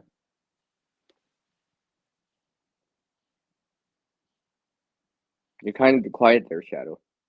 Yeah. I thought I was liking it, and I'm like, I don't hear them. Did I disconnect? I'm like, no. I'm just listening. I mean, that goes the same with like anything like that. I mean, like if you're traveling or whatever, right?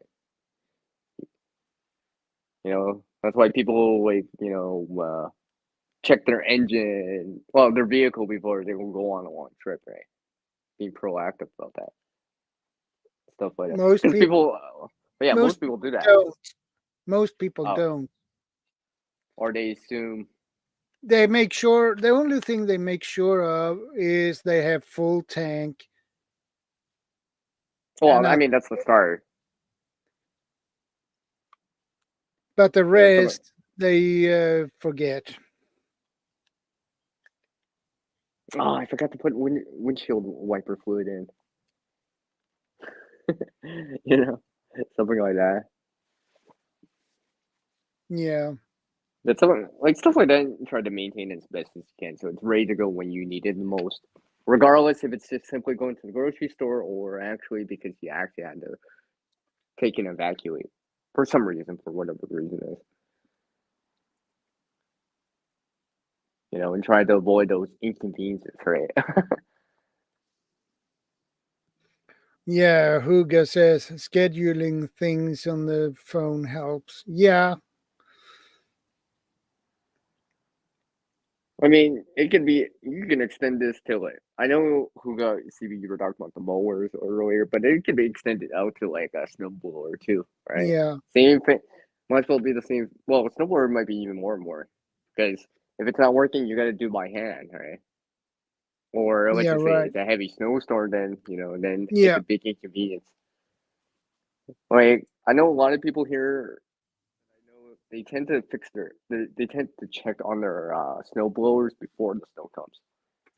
Because no one, you know, you don't want to be outside checking it or have to disassemble it when it's like freezing cold out. Yeah. You rather do it when it's like still above freezing, where you don't have to wear gloves or a jacket yet. You get by with a hoodie, right? Like you can do it comfortably.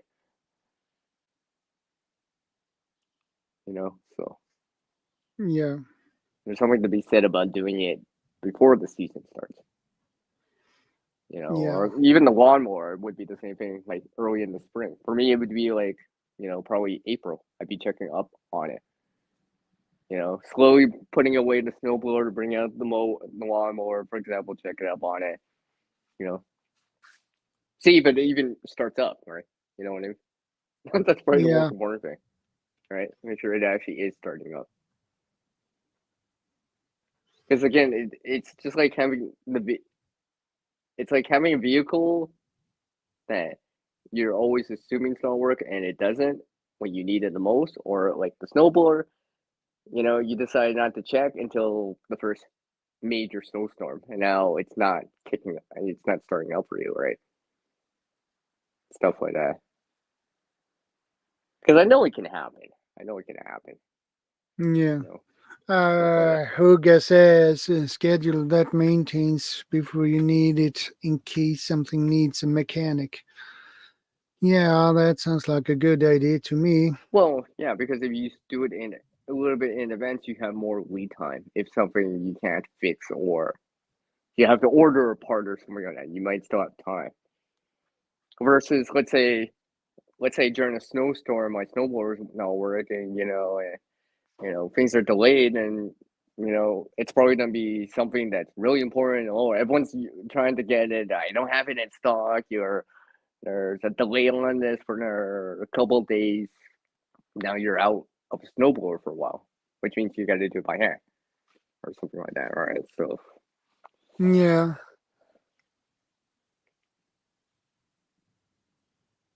you know, it's very similar to like, you know, even if you use electrical tools. I know people that use electrical tools or whatever, lawnmowers or whatever, stuff like that, right? Even make sure that's ready to go, right? In Yeah. terms of the maintenance, right? You know, make sure the connectors for the power is, you know, good, right? You know, if you have something like a multimeter to check on voltage, just to make sure, okay, yeah, things are working. It is starting up too, right? Or checking up on the blades on the back, on the bottom side of the lawnmower, right? You know, Yeah. because in terms of maintenance, sometimes it's just like I said about the multi-tool having sand or dirt in the tool, right? It starts affecting the joints, right? Now it's less. It's how do I say? You know what I mean, right? When you open it, Yeah. it's not as smooth. It's not as smooth, right? Or in terms of lawnmower or whatever, Yeah. let's just say not sharpening, These not sharpening. Yeah, these the joints. hinges, the joints, right? Yeah, it's just like a lawnmower or something like that that you didn't check the blade on it, or on a snowblower the rotating. I forget what it's called now. Well, anyways, the thing that rotates to break the You're thinking snow about and ice. an auger on the Yeah. auger. I was Sorry. yeah. You're like yeah. the rotating thing. It's like, oh my god, auger. It's called an auger. Sorry. You know, I'm surprised you didn't say bringing up that tire thing again.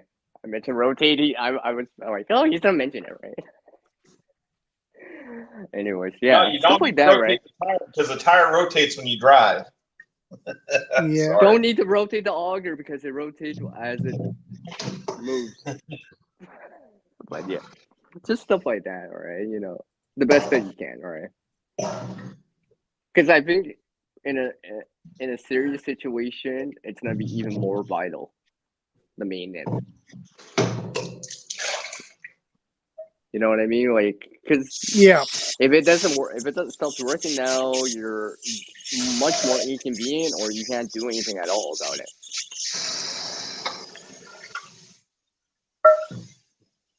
You know, something like that. It could be, you Yeah. know, Exactly. it could be as simple as the shop vac, the wet shop vac, right? I know I mentioned vacuums earlier, but I guess it's on the same lines, right? It would be nice to know that's working before the flooding starts. So if you have to use it, you know it's probably work. You know, a good 90% of the time. You know what I mean? It's gonna start Yeah. up. Exactly. You know, yeah. Because it could be as simple as, oh, there's a crack in the hose, right? Oh, I'm glad I noticed it now. Now I can fix it beforehand, right?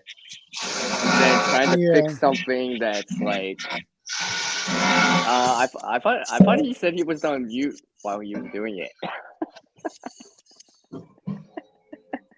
Steve. Sorry, I'm gonna mute myself. No, it's all good. It's all good. I just giving you a hard time. It wasn't interfering too much. But yeah, just stuff like that. You know, I think about that every so often, right? I'm like, yeah, I should maintain this. If I don't, it's gonna bite Yeah. me in the ass and be like, when I need it the most, it won't be working because something happened because I didn't maintain it, whatever it is. You know what I mean? Well, it's similar Yeah. to how Doris was saying about that, how we were talking about vacuum cleaners earlier. And I know I keep mentioning it, but it's a good metaphor almost because it's like, if it doesn't work, then you can't clean, right? And there's Yeah. maintenance Exactly. and stuff that goes along with that, right? You know, if you burn out the brush head, so it doesn't spin, and then, you know, like I said earlier, if it doesn't spin, then it's not working. Then you're purchasing a new one. Now you're gonna wait for the new one, and now your floors are quote unquote dirty, right? For a bit, right? So now you're Yeah. behind and all that stuff. So, you know, sometimes I think people don't like to do maintenance is because of the work or the time involved, or maybe not because they don't have the tools for it. Right? I don't know how to. fix this or something. You know, you hear that kind of thing all the time, right? It's like, I don't know how to fix this, right? I don't know how to fix a lot of things either, but you can learn. Yeah. You know, there's a lot of videos out there on YouTube that you can learn, or at least get some basic information, right? Now, I'm not saying disassemble everything and try to put it back together, right? That's another thing. That's a challenge too, right? You're gonna disassemble something, make sure you know how to reassemble it in the same order, right? So it works okay. Yeah. But yeah, in terms of maintenance, it's just one of those things that I always got to remember to keep doing. Yeah, exactly. Like it could be like just cleaning maintenance, right? It's just like let's say like a filter on something, right? I know some of these gasoline lawnmowers have filters, right? Every so often, in terms of the maintenance, you got to clean it off, right? So air can come into the system, right? Yeah. Or it could be like trying to maintain your heater or air conditioner unit, right? Something like that. Because everyone likes to, you know, have that story where it's like, yeah, I've had this for 5-10 years, right? It's paid for Yeah. itself multiple times. Or you want to be seeing that. You don't want to be like, oh, I just bought this and it's not working. And next thing you know, oh, I could have prevented that. Now I gotta buy a new one. Oh, because you just be like, oh, in hindsight, why didn't I clear the stuff off the brush? Now the motor's burned down. Now I gotta buy a new vacuum cleaner or something like that. That's something avoidable, right? Preventable to some Yeah. degree, right? Like you can't prevent all issues from happening, but I already know that I tried. In hindsight, why didn't I do that before? Why Vanessa didn't I take? Kitty is in the house. Hi, Vanessa Kitty. You know what I mean? You know what I mean, Shadow? Like it's just one of those things, right? Like I see it every so often. It's just like I I'm mentioned sorry, who? Vanessa Kitty. Oh, Vanessa Kitty. Okay. Yeah, the one with the 1911 is their icon. Yeah. Yeah. You know, it's just when you maintain things, I guess, you know, things generally work smoother. When you don't maintain something, generally is when it starts going downhill. I was going to say, yep. Corrective maintenance, historically corrective maintenance is always much more expensive than preventative maintenance. Mm-hmm, mm-hmm. Well, it's not just that, but it's the downtime from it too. Yeah. Yeah. You know, especially if you gotta wait for a part for a week. Right now, that unit's offline. Especially now, with there being a shortage and everything. Yeah, exactly, right. I could just imagine, you know, in an emergency, that'd be like, I mean, you would have parts, maybe your spares as much as possible, but you know, like tires, for example, Yeah. you know, stuff like that. Inner tubes for bicycles, you know, and stuff like that. Or patch kits maybe to repair your inner tubes. Yeah, maybe spare parts that are similar that you can use if you needed to. Yeah, that, like I said, that would like I said, that would suck having to use a bicycle that you haven't used forever and then check on it and you have to leave with it because you have to, right? And then it would suck knowing that, oh, why didn't I grease the chain before? It's so squeaky? And once I'm here, we come. Well, I got a classic one. Like I said, a lot of car owners are guilty of this. You know, making sure you get regular oil changes done in your car, because let me tell you something. If you ever had to have a top end rebuild on your engine, it ain't cheap. It's not cheap. And if you're trying to cheap out by not getting your oil changed, or for whatever reason it doesn't cross your mind to, you know, do a regular oil change, a regular oil change, about $100. Sometimes you can get it for way less than that, like way less than that. But say about $100, $150 for a full synthetic oil change. Okay. Mhm. To get a rebuild on your engine because you failed to change your oil and now the valves are all chattering or your engine seizes up, shit, you're looking at, sorry about cursing, you're looking at anywhere between $4,000 to possibly $10,000 to That's either if that you can get that done. either get a rebuild or have to get a replacement engine because you failed Yeah. to change the fluids, failed to change your oil, or you failed to check your oil and you been driving on it for too dang long on low oil and now you've destroyed the valves. The valves are the first thing to go on an engine block if you're not keeping up on your oil change maintenance. I mean, that's Yeah. I was gonna say that's the same thing with the vacuum cleaner and the brush, right? Very similar, right? Because now it doesn't work because you went too long without actually trying to deal with it. I'll put it on till tomorrow. I'll put it off till tomorrow. Next thing you know, you're gonna evacuate with it, and then you'll be like, "Oh man, I should have changed it." Yeah. I'm going to go out Exactly. my garage real quick. I don't know how good I'm going to have phone connectivity to my internet.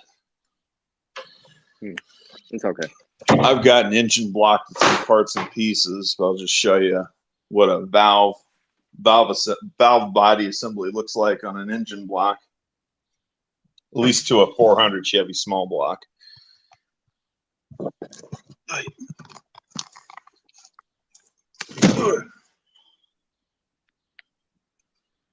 Come on. Can I get this thing No, to there turn? he is. Is there a way I can turn that camera around? Yeah, there should be a reverse thing or a camera thing that usually would do it. Or no, in the StreamYard it's in the StreamYard setting under camera, so you can either use the front or the back. Yeah. No. Oh, I've only got the option to shut it off. Wow, don't do that.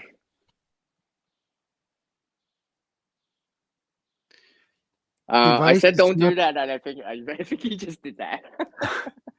Like, Yeah. as soon as I said that, it's just like, I think we lost the auras, everyone.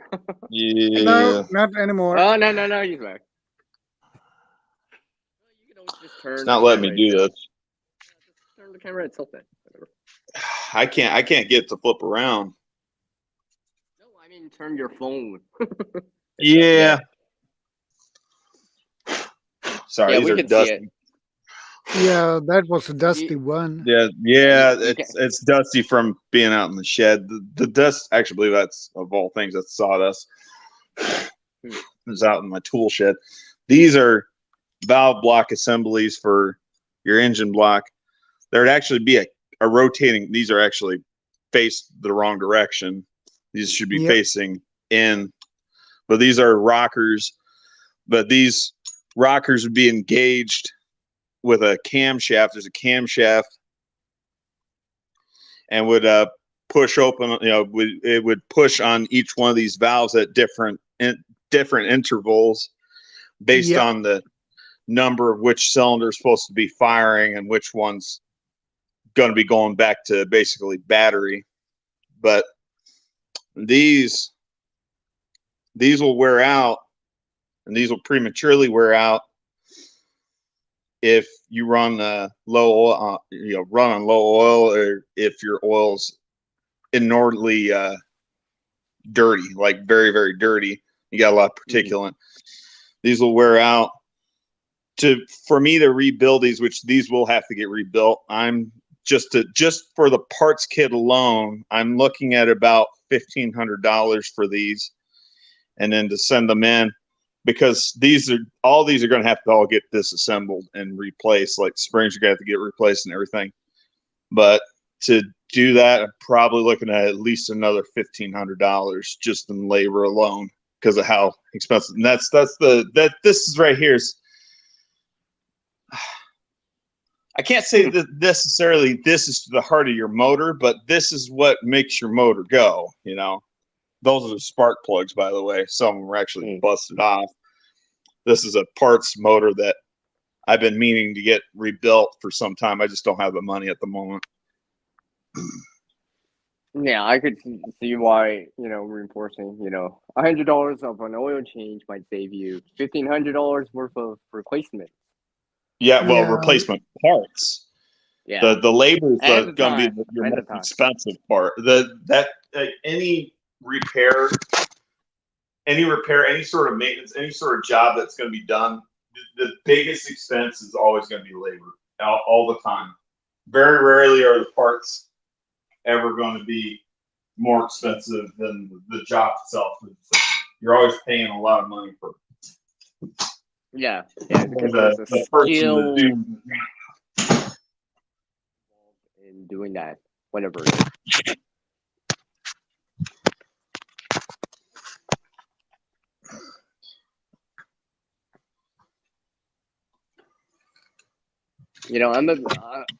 I'm fairly convinced that when you maintain stuff, it seems to last longer anyways. Yeah. You don't have to replace this often or whatever. I mean, I know things break down or whatever, tires or whatever, but I mean, like, other little things, if you maintain them, they can go for a while. I mean, like I said, it would be nice to say, hey, I got a new car and it lasted, let's say, 10 years versus, something happened to the engine in the first year. I don't know what happened. I forgot to replace the oil for a little bit. Whoops. Yeah. Something like that, right? Yeah. I was going to say, general rule of thumb with most internal modern combustion engines, the two things you do not do with that engine. You do not run it on low oil or excessively dirty oil, and you do not run it on low coolant ever, because those two things will cause an engine to fail very, very quickly. In extreme cases, you could actually cause the engine to basically grenade itself. Okay. Grenade itself, like blow up, like throw a rod through the side of the engine block.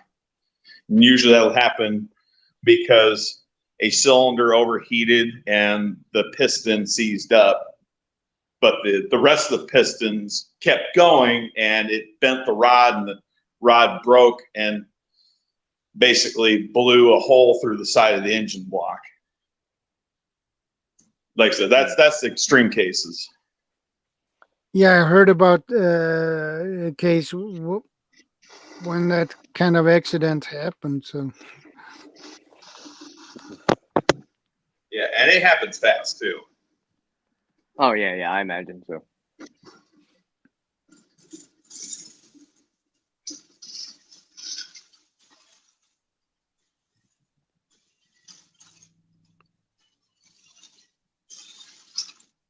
Whoops, that was not supposed to go in there. Now I'm The just do randomly not checking on accidentally tire go in. pressure. yeah, that is another thing. What is? Well, you need to check. You need to have the right pressure in your tires. Yeah. You can get uneven tread wear on the heels of the tread, and you get uneven tread wear in the center of the tread from just either low air pressure or improper inflation, having too much air in the tire. Yeah, too much or too little. Yeah, it'll cause the tread to bow outward, and that you'll get the tread wear in the center of the tire, on the direct center of the tread. But if it's underinflated, you'll get basically tread wear on the outer edges of the tread, basically the heel of the tread, because the center of the tread's bowing inward and it's resting on the sidewalls more than usual. Yeah. Okay.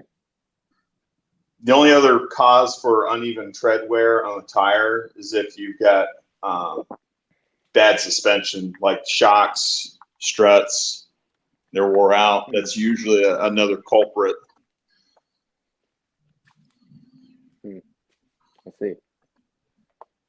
Who guesses there are some tools I use that you guys probably don't. I use a canner for preserving a long-term food storage. I use a sewing machine also. Yep. And who guess also says, medical equipment need to be maintained too. CPAP Mhm. machine. My buddy has to use the CPAP machine, so he specifically Hey, bought Sandra. certain things. Hi, Sandy. Good to see you. That's Sandy, right? You know who I haven't assuming seen that's lately? Andy, right? I have not seen Bob.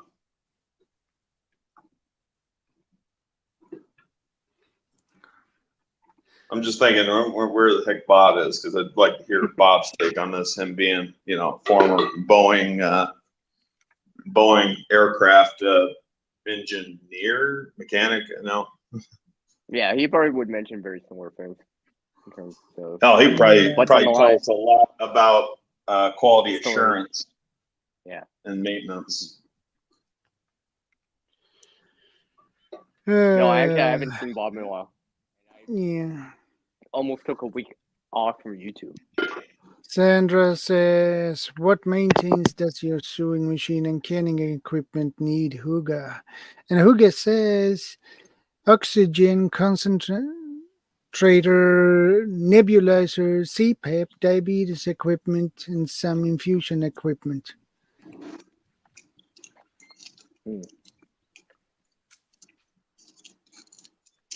Okay. Yeah, Bob is around. Yeah, Bob has a garage of equipment. Yeah, Yeah. a lot of it. Yeah, you got a lot of metal fabrication tools that I'd love to eventually possess one day. Yeah, I'm assuming he probably has his own ways of maintaining that kind of stuff. The best as he can, like a drill press or something like that. Yeah, I'm actually shocked that Bob's actually not in this stream, because this is like right up his alley. This topic. Yeah, Maintenance. yeah, I agree. I hope to see Like I Bob said, today, but the other half to this whole maintenance topic, especially when it's something crucial, people's lives are on the line. Like I said, quality assurance. Mhm. Have a QA guy come in and inspect the work afterward, and make sure it's been properly executed. Mhm. yeah, that sounds like a good idea. Yeah, the QA program for the Navy was developed shortly after the Space Shuttle Challenger exploded in 1986, and then the main steam line rupture on the USS Iwo Jima that ended up resulting, I think 6 sailors ended up dying because when they did some maintenance on one of their steam turbines, they replaced the old bolts and hardware with the incorrect bolts and hardware. They replaced it with bolts and hardware that fit, but they were not of the proper tensile strength. Yep. Yeah. Mm.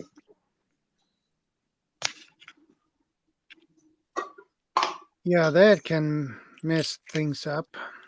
Oh, and if you know anything about steam lines and boilers and anything like that, if you were to have a steam line rupture, it's very, very dangerous if you're in the area, because that steam, as you inhale in it, it's super high temperature. It'll actually go inside your lung, and it'll actually cook the little they call them aeolas or something like that. The little air they help sacs transfer. that are attached to the bronchial tubes that help you absorb oxygen. They'll actually cook those. Those turn into little popcorns. They explode, and you basically drown in your own fluid in your lungs. That is nasty. Yep, and it happens pretty quickly too. It's not drawn out. It happens pretty much immediately. I know this because we practice for main steam line ruptures on submarines. Yeah.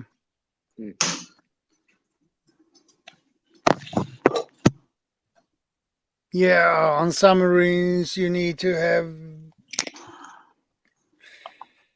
a lot of training. You get a lot of training. Everybody needs to know what to do. Just in case.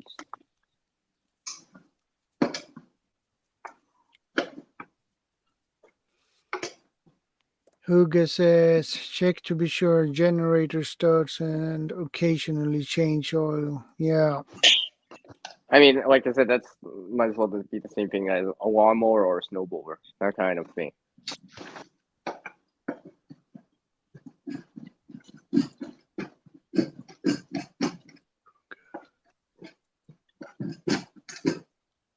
I'd rather know that I kept a lawnmower or a snowblower going for like 10 years instead of like 2 or Yeah. 1. You know, we get the most out of your money, right? You know, even if you think about it nowadays, even right now, right? You know, things are going up, right? Wouldn't it be nice to keep that newly acquired snowblower, let's say $500, whatever, right? Going for like 10 years, not just a few years. Yeah, that'd be nice. Yeah, well, like I said, I know I brought this up before, but I'll bring it up again. Not all tools are the same or of the same quality. You know, some tools, they're just innately meant to be disposable. Yeah, Case in exactly. point, Black & Decker tools. They make some very, very cheap EconoBox entry-level tools for your average homeowner, but do not buy them with the intention that they're going to last. Do not buy them with the intention of there being any real manufacturer warranty. But that being said, if you maintain them, they should last. They should last you for a while. Yeah. Mm-hmm. And homeowners usually don't use their tools that often either. So Yeah.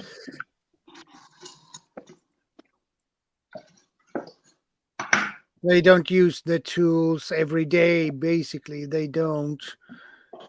Unlike someone that does carpentry or things along the lines of that. Yeah, smaller jobs, smaller projects. Exactly. You know, that don't require a whole lot of torque, you know, muscle power, and all this other stuff too.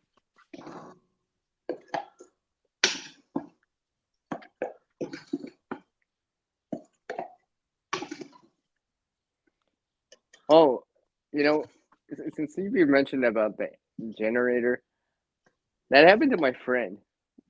He didn't use it for a generator for a while, and what happened? Yeah. Scheduled power outage. He brings it out, and it's like it's not working. Can't get it to start. Yeah, right. So it's just like even at a time like that, it's just a big inconvenience, right? They're like, oh, I'll just fire up the generator, make the coffee, right? No, he had to use a campfire, old school cowboy coffee. All right, no plugging in electric kettle or anything like that, or a coffee maker. So yeah, I see it sometimes, every so often, right? I'm like always around. Yeah. I'm like, let's make sure things are working for him as much as possible. And it goes back to like, you know, checking your gear, right? Yeah. Because preparedness is not, well, obviously it's about the food and water and the shelter and components, right? But like maintaining the gear and making sure that things are gonna work when you need it the most, right? Yeah, exactly. You know, when you need that vehicle the most, you want to make sure, yeah, I'm pretty confident, right? Exactly. You know, or that boat, like I said earlier before I switched up the airtime, right? It's just like, you know, I don't know what happened to their motor or whatever, but I'm like, could it have been prevented? Yeah. All right. Well, because if you think about prepping in general is about being preventative, right? Preventative measures, mitigating certain little things that could be happening. Like I said, preventative maintenance is always way cheaper than corrective maintenance. Yeah, you just don't see it until it actually happens. You don't appreciate it until it actually happens. Yeah, exactly. Yeah, that's what I mean, right? Why am I spending $100 on an oil check? I could just wait till next month. Because if you don't, you could be like this guy down the street and not have an engine at all because it's all seized up, and now you're gonna pay for $1,500 for it. Here's another example too. Alternators on cars. Sometimes they're on if they're on their last leg and they're on their way out, they're about ready to go, and they're not providing a proper charge to your automobile's battery. In extreme cases, with the battery not getting the proper charge and it constantly getting drained more than it's getting charged or maintained by the alternator, it can actually cause the battery to go bad. So now, not only are you out an alternator on your car, but you also have to replace the battery on your car, which is something that didn't have to get replaced before because you should have replaced the alternator before it got real bad. Yeah. Yeah. You delayed it too long. Now things are building up. The problems are building up. Yeah. When The like problems has a tendency to build up if you don't take care of them. Yeah, it just gets worse. It just gets especially worse when it comes to cars.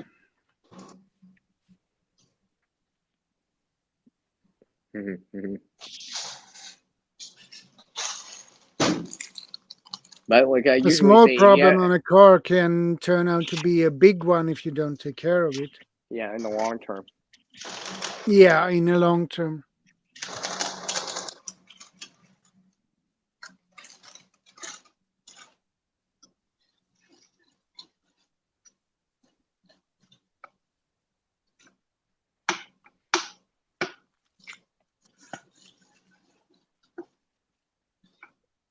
Okay, I'm gonna go change a tire now. Why not?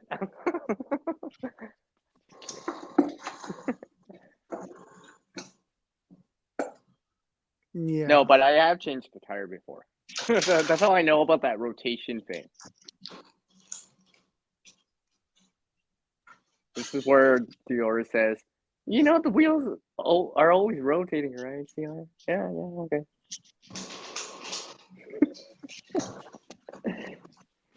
Yeah, they don't call them wheels for nothing if they don't rotate and drive. I like how you roll, man.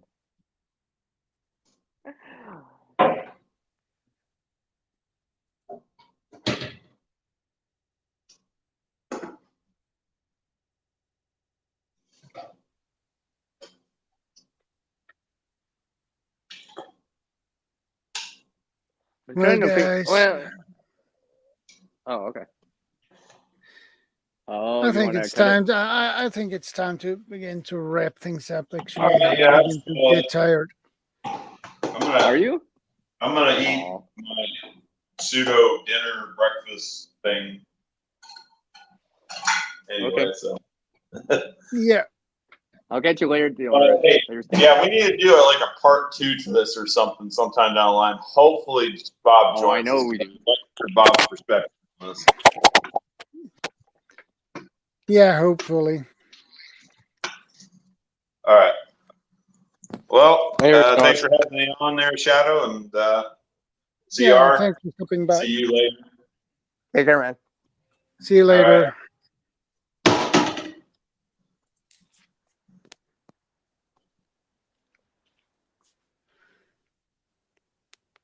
It's okay, Sandra. You always have the replay. Oh.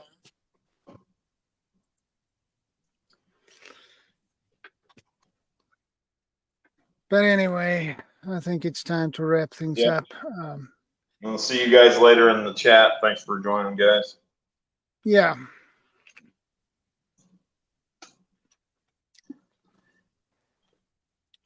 Okay. So, take care. Stay safe. All right. Take care, everyone. God bless.